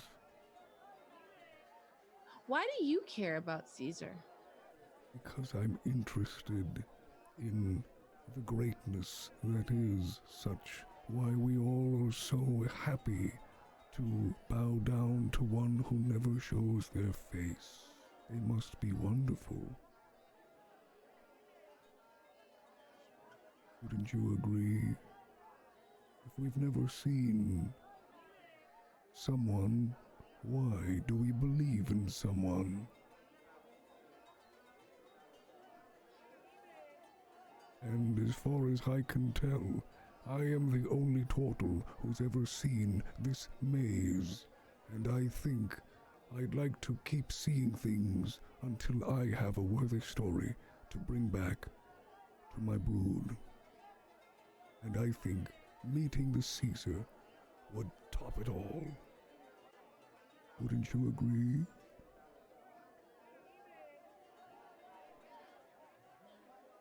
If I'm being honest. I wish you would. No, I don't find him interesting at all. Ooh. I went to a party with my grandfather one year, and he was not interesting, and he didn't even come downstairs. It was at his house, and he didn't even come downstairs and say hello. So I don't think that's interesting. I think it's rude, and I think that you deserve better people in your existence. And you could go home and tell your friends that you met me, and it would be 40 times more interesting than meeting the Caesar. I would suggest. It's just that they say that the walls here have ears, and perhaps this is a conversation we could have another time. Oh, all right. No, all I said was something that everybody here has said at least a dozen times, so I don't understand why I have to whisper about it. It's not even that big of a deal. He's boring. I think he's just misunderstood. How do you misunderstand boring? You're interesting or you're not, and he is not. I think Kronqual then goes, ooh, and then like waddles over towards some of the hedges or maybe one of the potted plants nearby and like puts his claws on some of the leaves and tries to like earmuff the... It has ears, it can hear. Well, dear, I'm going to go and have a seat on the edge of one of the stages. I'm sure that it's going to start now, any minute. Would you like for me to stand close to you when you give your speech, or would you like for me to just sort of be watching and cheering you on from the audience? Oh, can you do that thing where you go down like right in the center so that I can see you directly and you're like... Well, yeah, well, of course I can, dear. And I'll find that floppy-hatted fellow, Amaran, too. Make sure he's doing his job. Also, while he is doing his job, can you give him more money? Because I told him that I would pay him to tell people how great that I am. So I need you to make that go away. Make it go away how? Like, pay him to keep telling people I'm great. Whoa. Oh, all right. It's just we talked about that other thing earlier, and I just wanted to make sure. Of course, dear. We just need to I'm not trying to spend a lot of money because I don't want to buy a position. I want to earn a position, but in order to earn said position, I have to spend a certain amount of your money to make it happen. What's my life have been worth if I can't support you in this endeavor? I wish everyone responded to things like you do. Me too. Really? Yes. You want everyone to say yes to me too? Absolutely, dear.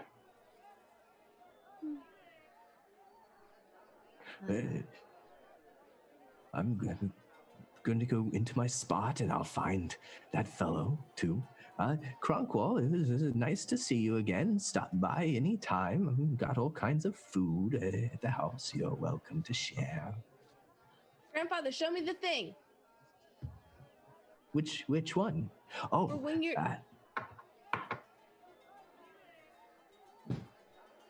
like that? With the... Exactly that, dude. And I'll tell everyone around me to do it too. Thank you. You're welcome. And he starts walking away with his metal staff. He leaves, and the sky's gotten a little darker. It's getting close to sunset, and there's clouds overhead that are causing it to get darker quicker. It's starting to get cooler too, which is a relief because it was a hot day. It's not cool, it's still hot. It's just not as smothering as it was before. It's just the two of you there together. What is next? I think I have to talk to these people. All right. What are you going to say?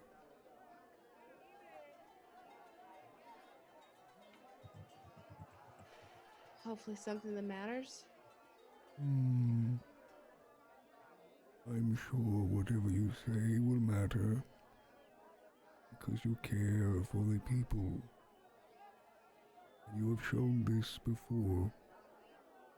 To me, a stranger.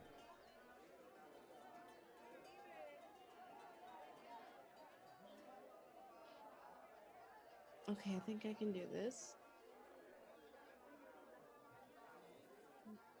He holds up his hand, his claw, and then touches your palm. I needed that. I thought so. You want to go talk to the people?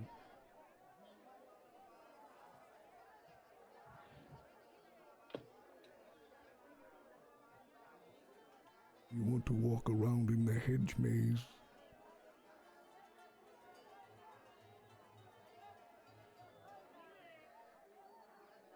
What was that? You want to walk around in the hedge maze? Yes. All right. I've never been in one of these. I can't go to the hedge maze. Why? Because I have to do the speech. Oh. Is it now? I think. You know it. You would know, Akasha, that it's at sunset, so any minute. Okay. Yes. No. Yes. Oh, all right. Okay. He starts to make his way over, away from the entrance to the hedge maze. Probably best, because it would have taken from forever. But yeah, he makes his way over to you, towards you. Now, where does one speak to the people? Can you believe that I went to that tailor and the bottom of my dress is just this much shorter than it's supposed to be? I can believe. Do you know how noticeable an inch that inch is? I'm sorry, I did not notice it. It's an inch. Oh, is that bad? It's the worst thing to happen in the history of worst things ever.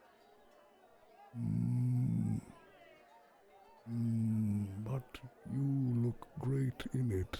It may not be perfect, but you look great in it. It is a perfect fit for you.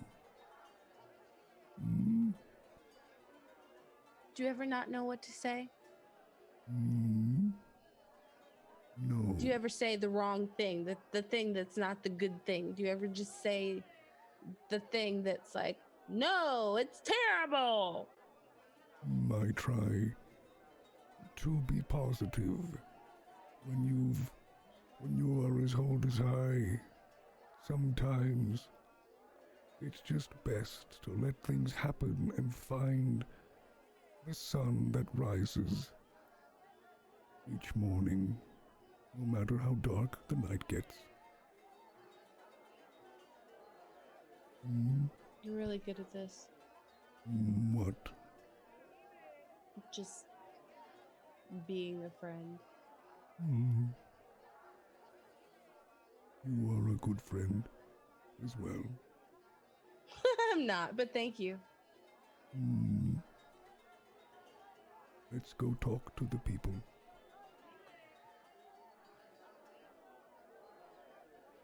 Are you coming? As he cranes his head over his shell, back at you. And she takes his arm and they walk. Careful, I am very wide. I have been running into people. Sorry, excuse us. Hello. Okay. The two of you move back towards the entrance to the hedge maze. Elsewhere in the hedge maze, Rysar, who has run in search of the servant girl with a mask, who left the mask in his possession. Rysar, what's your approach to this hedge maze? So I think when I sort of pause at the entrance because I see it's starting to get dark, and I look outside. I'm like, I need to be able to get out here and do a speech in a bit. But I also want to catch this person, so I sort of head in, and then when I reach, so I'm not how sort of much of a chance do I think I might get lost in this hedge maze? Is it? It's a hedge maze, so there's always a chance, especially if she went deep in, right? Finding her without some really strong tactic might be difficult to do quickly. The longer you hesitate, the harder it's going to be. So I think what I'm doing is I'm sort of running in, and then if I go to I'm sort of trying to listen out for scurrying or any movement or any sort of marks in the dirt on the ground or anything like that. And when I reach turnings, I'm going to use prestidigitation to do very subtle marks, so I don't get lost. Which I can do 3 times. 3 times. So what form did the marks take? A very small, just on the ground, sort of, so under the eave of the bush, on the ground, a little brown, so it looks like a sort of root or something, arrow, and it's pointing towards the exit. All right. Roll me an investigation check, and we'll lower the DC a little bit with your use of magic. It's not going to help. It's a 4 on the dice. Oh, no. So I think even with your what is your bonus to investigation? It's not going to help that. Oh, no, investigation I'm quite good at. +4. Yeah, +4. So that's an 8 total. Yeah. You don't get lost in the hedge maze with your use of prestidigitation to mark the ground as you pass, right? But you do find the girl. It just takes you a little bit longer. And you're checking different passages, and you're coming back, and then you're reusing your marks to spread out and kind of look in different directions. And you just happen to turn a corner, and you find her on the ground in a small dead end of this hedge maze. The torch that's in the sconce on this wall is unlit, and the clouds are starting to roll in, these dark yellow clouds overhead, and it's beginning to cool, and the wind is howling over the top of this maze. And she lies on the ground, and you can see that there's this white foam that's sort of coming out of her mouth, out of her nose. She's just staring blankly up at the sky. I am terrified. I walk towards her, and I look up as well. Is there anything I can see up in the sky? Just the clouds, just maybe the coming of a sandstorm in a few hours. Can you hear me? Yeah, I can hear you. No, I'm saying that. Oh, you're asking. She doesn't respond. I want to go and grab her by the wrist.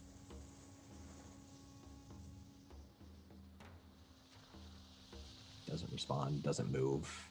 I start pulling her out of the maze. You need to drag her dead weight, and you could see now that you're this close and moving her that her skin's starting to turn blue. starting to change color, and you're pretty sure that she is not alive. Poisoned, perhaps, do I think? You can roll me a medicine check.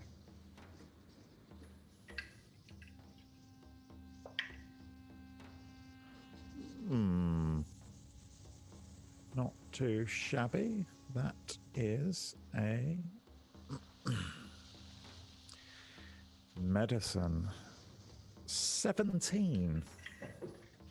You believe it's sort of a type of poison that's made with mixing ground up onyx dust, sort of street narcotic, and a gilder's, a special chemical made by the Alchemists Guild. It's an easy to make street poison. It's basically can be used as like a rat poison, but it works just fine on, human beings and humanoids too. And the foam, the change in color of the face, it all suggests this sort of very homemade poison. Additionally, with a 17 on your medicine check, as you're sort of investigating her, you notice just for a moment, it's this weird thing about her eyes. Like, it's almost like there's a covering over the top half of her eye, like a second eye that's Like just sort of stuck in the middle. And then there's a difference in the iris, that one of them is blue and looks like a human iris, and then the one on the lower half of the eye, it's narrower, it's more snake-like, it's green. Like a snake. Like a snake. Okay, so Rysar is definitely scared. But she's definitely dead, I think. Yeah? It certainly seems to be so, yeah. I sort of push her away from me, back where she was, so the sconce is already out. And I want to use the way to, in my mind, sort of travel forwards, and then pull the hedge behind her towards me. And I will use the psionic minor illusion to make a hedgerow covering her, which won't last longer than a minute. However, I'm hoping it will cover the body for a while, and I leave the maze as quickly as possible. We'll say that, like, you managed to create the illusion using psionics, and you can actually see the hedge seems to grow. Even though it's not really growing, it seems to grow around her and then reform in front of her. And you turn around to go and follow your marks back. And as soon as you turn the corner, you see a couple of young lovers just kind of whispering to each other, arm in arm, going along, giggling. They look at you, and then they kind of look past you to where her body is, but they don't see her because you've created your illusion. And they nod their heads and pass. But a different way, or? They're going deeper into the maze. Okay, as long as they're not going to where the temporary illusion is. I want to say hello to my little friend. My familiar, which has been on my person, I want to get that to scurry back and just watch the body for a while as I leave the maze. So the little lizard, it scurries like out of your clothes and down your arm and your leg into the ground, and then through that imaginary hedge, and digs into the bottom of it and disappears through your illusion. And then I leave. You follow your marks back towards the gathering outside of the hedge maze, and it's around the time that you exit. I think Marilla has made it out of the maze and is returning to Lucius. Lucius is exactly where he was before, which is standing, not speaking to Lord Praxis, the High Praetor, to Lord Caledon. That entire like very stuffy Tomblador family. Your father has taken up position with him near the stage. They all have like a drink in their hand and they're all sipping and watching, and none of them are talking to each other. Good. All right. I will. I'll move on up, and join him at his elbow, and maybe just. It's too sentimental. I do it anyway. I give his elbow just a little squeeze. You see him kind of like look down his arm at you, and one of his eyebrows just kind of quirks up slightly, and it looks like for a second he almost smiles. Almost. There's just like a quiver at his lips, and then he settles back into it and takes another sip and turns back towards the others. And I think around the same time, Marilla, you would see Akasha and Kronkwall exit the maze, just, like a few dozen feet away from you. I'm going to move off to get my own drink, since I haven't had one yet, and since House Stuffies are all having theirs, and go over there. Yep. Kasha and Kronkwall, you see Marilla dart away and go off and speak to a servant to get a drink just across the way from you, and then exiting through the maze on another side, just down the wall, one of the other entrances, you see Praetor Rysar step out of the maze. For a moment, you're all sort of very, very, very relatively close to each other. There's Marilla. Oh, and there's Rysar. Hello. Oh, good. You're all here. here. Something is wrong. What do you mean? I met an old friend, and Kylantes is here. Ooh. And they encountered the... Oh, gosh. Oh, goodness. Kylantes, the miracle worker. The psionic tutor, yes, and he knows my friend, which he shouldn't even. They're completely different disciplines, and someone has been swapping bodies of people with other people and making them all glassy-eyed, and Meredith takes a drink because they're getting just a touch worked up. Rysar, roll me a perception check.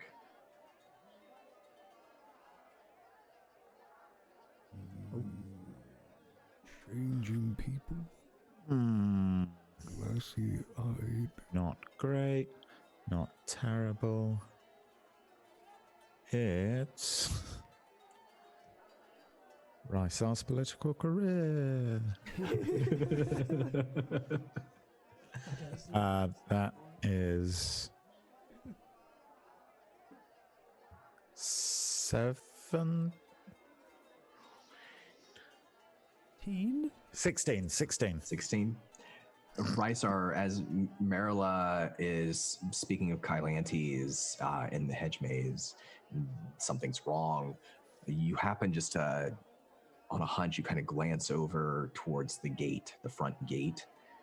Gulag and Wolf are not there, not inside the gate. You don't see them because they tower above the other people amongst the crowd either. I'm looking for them because I literally wanted to send a message to Gulag as soon as I left the maze. But if Marilla's here saying that to me, then I'll be keeping an eye out looking for them and say, why is Kylantes here? It's in the middle of the maze, meeting and talking. With who? With a servant boy, the one that I met at the arena, that I told you about with the masks. Only it was actually him Van. and not. I think so. Persuasively. but deceptively. I saw him coming in here some days past with glassy eyes. He mentioned glassy eyes. Yes, I saw that with glassy eyes, but that isn't Van. So Van is a different person. He was kidnapped and maybe swapped, but I saw his glassy-eyed doppelganger. Maybe it's Kylantes. Cronkwall, Yes. recently you came across yourself in the street. Am I correct? I do not recall. I don't think he shared. I don't No, think he but my shared that. familiar was there. Ah.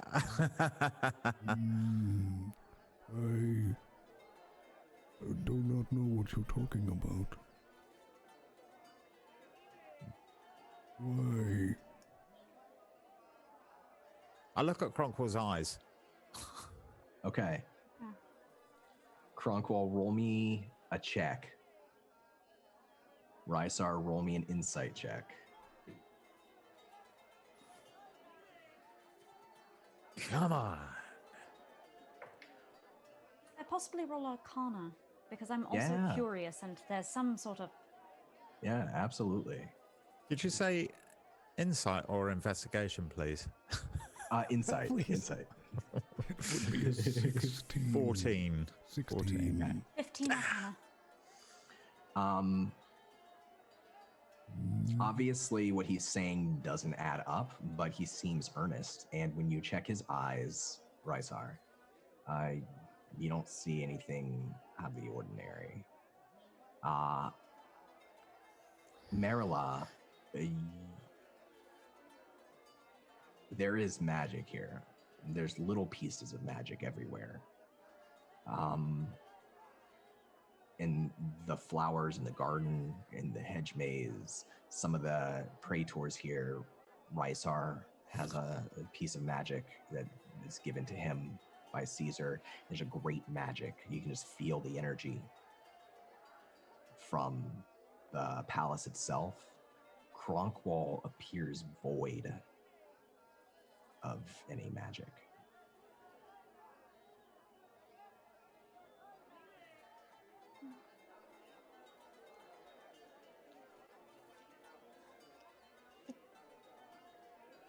I don't know what you're talking about, Rysar. He looks all right to me. What about this Not like Kylantes? that boy did, Van.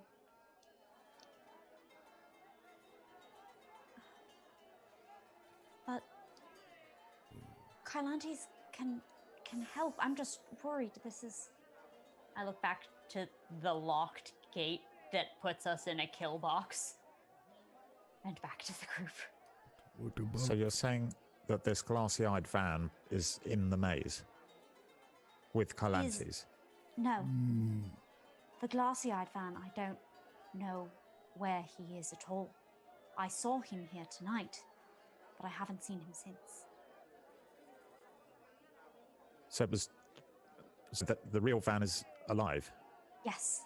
And I just glance at Cronkwall because I don't trust it. Where is Kylantes? Maybe if we find Kylantes, we will have answers. He's in the center of the maze. Would we go to the center of the maze? And we can't go. Akasha has a speech to do. Don, are there any other praetors around? Yeah. There's Praxis, the High Praetor of Military and Defense. There's a theory in several regional praetors. A theory is the High Praetor of basically, police work, investigations and whatnot. She's the one who's given you the charge of overlooking this party so that she can kind of enjoy herself. So yeah, there's a number of praetors around. I want to go to my boss, her. This is a theory. Okay. As you walk away from the group towards the theory, the music stops playing, and many people amongst the party stop what they're doing and begin to cheer. The dancers stop dancing, and the sun is beginning to set over the distant red-rocked mountains, the Silt Sea. Torches lining the walls of the garden ignite with a myriad of colors. They're not normal torches, there's magic to them. And as this sort of fairy glow from the torches fills the space, the crowd begins to get quieter and quieter. And from atop the royal tower in the White Palace, the dark-robed figure of Caesar Andropinis stretches out his hands towards the gathered crowd far down below, and he speaks. His accent, sort of archaic and strange, not Balican, carries on the wind. You can hear it inside your mind. And he says, "Friends, Balicans, countrymen, we have gathered here today for our most noble and ancient custom. We celebrate democracy, freedom, justice. Once in 10 years, we stand here and open our ears and our hearts to those who would write their names in Balic's book of heroes. Those who would sacrifice love, family, their own lives to serve at my side as my praetors.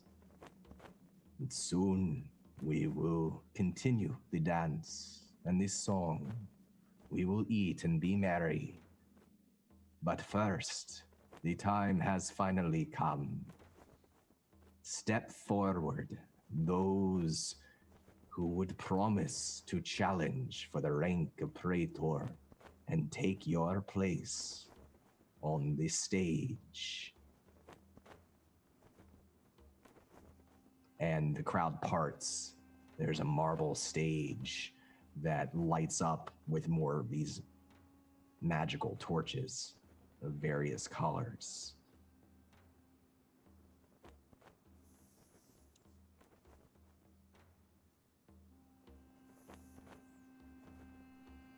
Step forward and kneel together, and then each of you will say your part.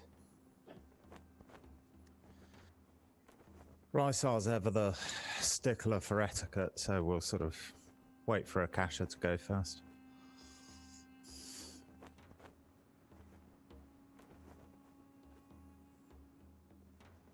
I just inherently don't trust you. There. Hi. Oh, so step forward. Do I talk now? One of the praetors looks up from where he's watching down below this stone stage, and he just sort of shakes his head and points his finger down. Rysar, you would know, like, you're supposed to kneel here. I'm doing it by the book, yeah. Rysar kneels. Does Akasha kneel on the stage? Hell yeah. A third figure climbs up the stairs onto the stage, wearing beggar's clothes, no shoes. It's the young man, Jonah. He walks slowly towards the front of the stage where Rysar and Akasha are kneeling. But he just stands there. He doesn't kneel. And there's a little bit of a rumble from the crowd. And you see energy, like electricity, flying out of the window of the royal tower up above. And Caesar Andropinis begins to float. He lifts off from the top of the tower, begins to float closer, still high above the ground, but coming towards the crowd. And he says, "I said kneel and make your promise. And slowly, Jonah kneels, Rysar just out of the corner of your vision. You can see a large figure, maybe Rolf, maybe Gulag, outside the gate. There looks like maybe there's a moment of struggle and then they're gone. On the other side of the gate, it's dark, so it's hard to see out beyond the garden at this point. But no one else seems to notice it. I would like to... Are the high praetors, are they also kneeling? Is that... Just the ones who are challenging, and only 3 of you have stepped forward to stand on the stage to challenge. The rest, everyone else is looking up to you, or to Caesar himself. I want to really... I send a message. I use the cantrip as subtly as I possibly can to Lix Merila and say, I think the giants have just been overwhelmed at the gate. Can you investigate, please? I'm busy. Understood. Bird first, person second, because bird can be on other side of gate. Of course. Those dual angles, they're very important. You hear on the wind again Caesar's voice. Rise now, you who would not kneel for Caesar and for our customs. And tell me, what position is it you will challenge for?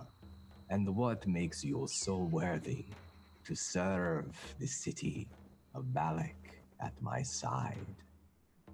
There's a rumble in the clouds up above, and Jonah steps back up to his bare feet, slowly rising up, prepares to speak, looking out over the crowd, and at the same moment, Merila, your bird flies, your familiar flies over the gate to the broken fountain beyond. You see wounded, bleeding on the ground, one of the half-giants. I don't know if Merila knows Gulag. Maybe, did Merila meet Gulag once before? I believe Merila saw Gulag on the very first day they saw Rysar outside the tower, because he was sending Gulag to do interference. So yes, I do know the face. You see him, you recognize him, this half-giant on the ground, bleeding, wounded, kind of slowly crawling away from something in the trees beyond. You don't see the other half-giant at all, but you just make out, moving through the trees in the canopy, beginning to leave it behind.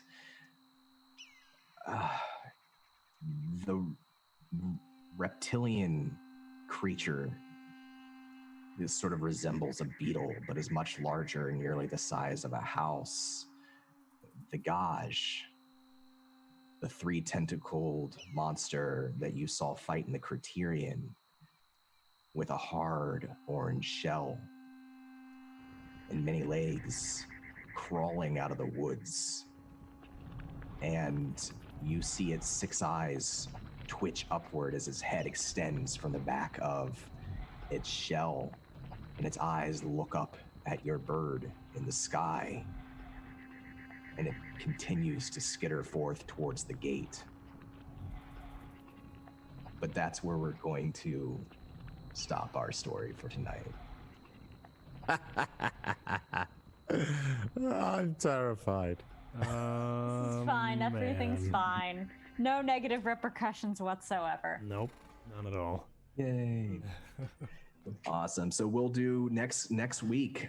Next week will be our finale for the first season. We'll have some speeches. We'll have some other fun stuff. It's going to be a party. A great party. I just want to say thank you all very much. I had a blast doing this. I love playing with everybody here. This is so much fun. And I could listen to you all talk to each other's characters and just interact with each other forever. But this was a really fun session for me. Thank you to everybody in chat who hung out today, who joined us. Thank you for helping us spread the word about our show. We're going to end our season next week, but we do have some bonus stuff coming up too. We're looking at doing some more flashback bonus episodes, having some more guests on, and soon we will be back with a second season. And we have some things planned. I can't talk about them yet, but they're going to be really, really cool. So thank you for joining us on this journey into Dark Sun. I just want to go around and let my friends tell us who they are, what amazing things they're up to. Anything you want to say, it's all your time now. And I want to start with with Toby, with Rysar. How are you doing, buddy? Terrified. That was a terrifying game or episode or whatever it's called.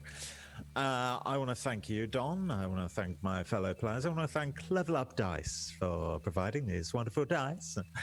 And thank you everyone watching. That was... I mean, Rysar is not strong is a phrase I was using in the chat, in the cast chat room a bit.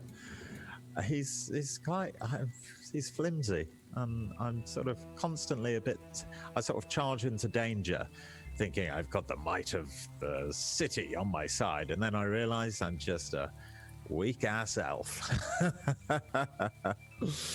So, and also...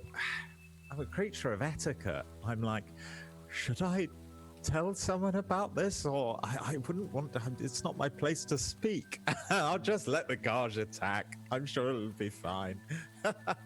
Anyway, my political career is definitely over. So thanks, everyone. I'll be next appearing in the Gladiatori, fighting a Gage, in fact, which will be quick. So, that's me. Catch me on social, Toby Osmond. Thanks, everyone. I'm excited. I'm excited to see how all the storylines are going to have to at least partially kind of pay off. We'll learn some things, but I'm really excited to see this moment with Rysar and Akasha on stage, how this plays out, and then what happens immediately after. I feel like this has been building for a while. And I'm excited for the speeches. I'm excited for everything. Christina, how are you doing? I'm going to say what I have to say as Christina, but as Akasha, I just want to say, boo, boo to you. Boo, boo, boo. Hi, I'm Christina Ariel, KRYSTINA, ARIELLE. And I live on Twitter, so just come visit me in my house. And you can also find me tomorrow, Wednesdays, on Q Times. I played Delilah on Denver by Night. So if you like sassy 1970s soul singer vampires that may or may not be cult leaders, then you should come and do the thing with me and my friends, because it's exciting. I love this game and this story, and I'm having a whole lot of fun playing with my friends, and I missed you guys the last 2 weeks, and it feels really good to be back and hanging out with you. The train thinks so too. Choo choo. I definitely check out the Q Time show tomorrow. The Vampire Masquerade. I love the concept of it, so I'm very, very excited for that, Christina. And I'm really glad that we are all back this week. This was a ton of fun. This was so good for my soul. Exactly what I needed. Love playing with all of you. And I thought Akasha, all of the interactions with her granddad, all the snark, but all the vulnerable, honest moments. I love it. It's such a great character, and it's a real joy to see how far it's come. Yeah, that's what it's all about. I'm excited for next week, but let's go ahead and go on to Mythomatic. How are you doing, buddy? I'm doing great. Really, really enjoy the show. Really enjoy Kronqual. Love just pretending to waddle around and be Kronqual and just, I don't know, pour myself into his little thick minded shell. Yeah, I mean, Yeah. So anyway, it's a lot of fun. I love playing Kronqual. I love hanging out with all of you, and I love telling stories here on LFM. It's great. I'm super excited for next week and what we have in store, because it seems like something's going down. So that's pretty great. You can find me on Twitter, where I actually just posted my updated voice acting reel. So if anyone's hiring and looking for someone, I have a reel now. So you can check that out. That's on Twitter. I also stream as well over on my channel, twitch.tv/mythomatic, where I do cinematic. I'm like this. I'm still thinking about the game. That's why I'm like, my brain's melting. I do cinematic RP over in Star Citizen over on my channel. So you can check me out on Thursdays over there. And then I also do some tabletop stuff throughout the week over on Astropub's channel for The Expanse. We do an Expanse RPG. I play a Bertaloda. It's pretty great. And then I have another show on Table Story called Gone, and that's a lot of fun. It's a surreal thriller, so it's a lot of fun. Thank you very much for having me. It was a lot of fun. I'm going to stop talking before my brain starts to melt some more. Hey, Cord. Hey, yes. I heard you do a good Patrick Stewart. Have you got that on your voice reel? No, I don't have it on my voice reel. Give us a taste. Go on. What am I going to say? Make it so. Engage. Make it so. Yes. Make it so, number one. I don't even. Ramming Welcome speed, to Charles Mr. Watts. Xavier School for Gifted Youngsters. Exactly. You're gonna have to try more than that, Charles. Oh, that's Ian. Never mind. Oh, that's the other one. Well, that's. Please, everybody, check out Cord. Amazing voice actor, also our producer, does all of the awesome stuff, the music, all the running the sound, the scene changes, everything, making our lives so easy to do this show and make it cool, occasionally dropping in bird screeches and other awesome sound effects. So he does that all the time while playing Kronqual and being amazing. So check him out, check out his other shows. I love the fact, like, it's perfect you're playing a belter in The Expanse. Like, that's just amazing. It's amazing because it's like the hardest accent I can imagine pulling off, fun. And of course, like, it's so much fun to do for you, I imagine, and you're great. Trying to be Ashford. It's just, all right, let's go Bertaloda. It's a lot of fun. I'm super excited. Thank you. Yeah, check out everything he's got going on. Gone is also an amazing show over on Table Story. Really, really good storytelling and really unique and compelling. So check that out as well. And let's go up to Sam. Hi, Sam. How are you doing? Hey, I'm doing well.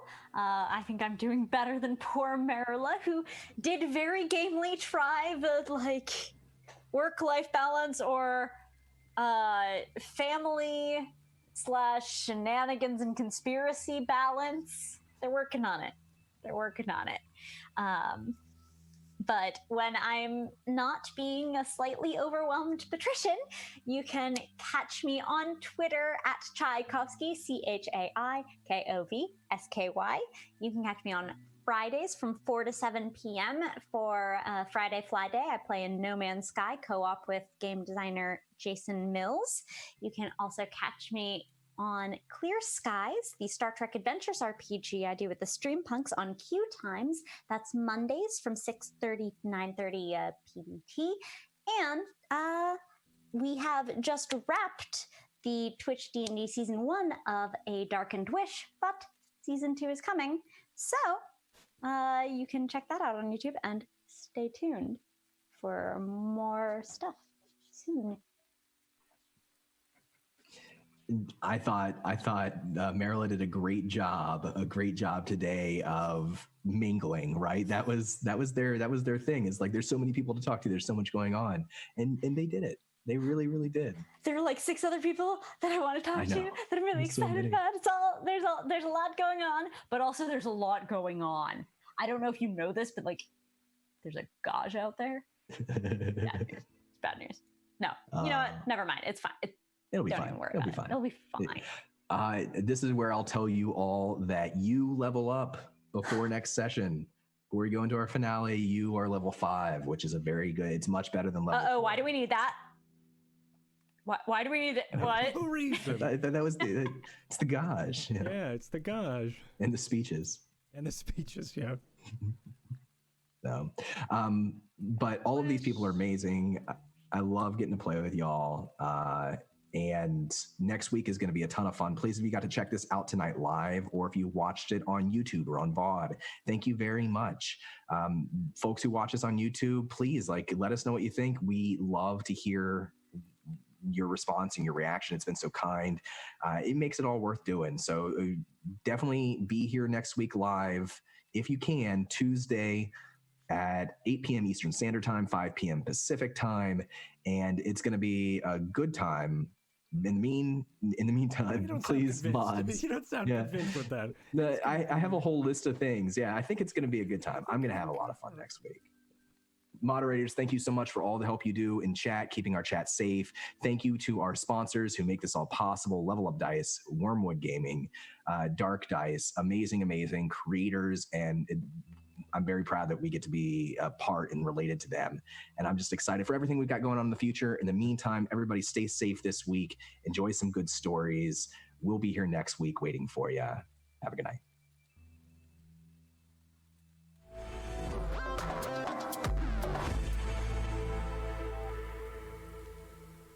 Greetings, adventurers.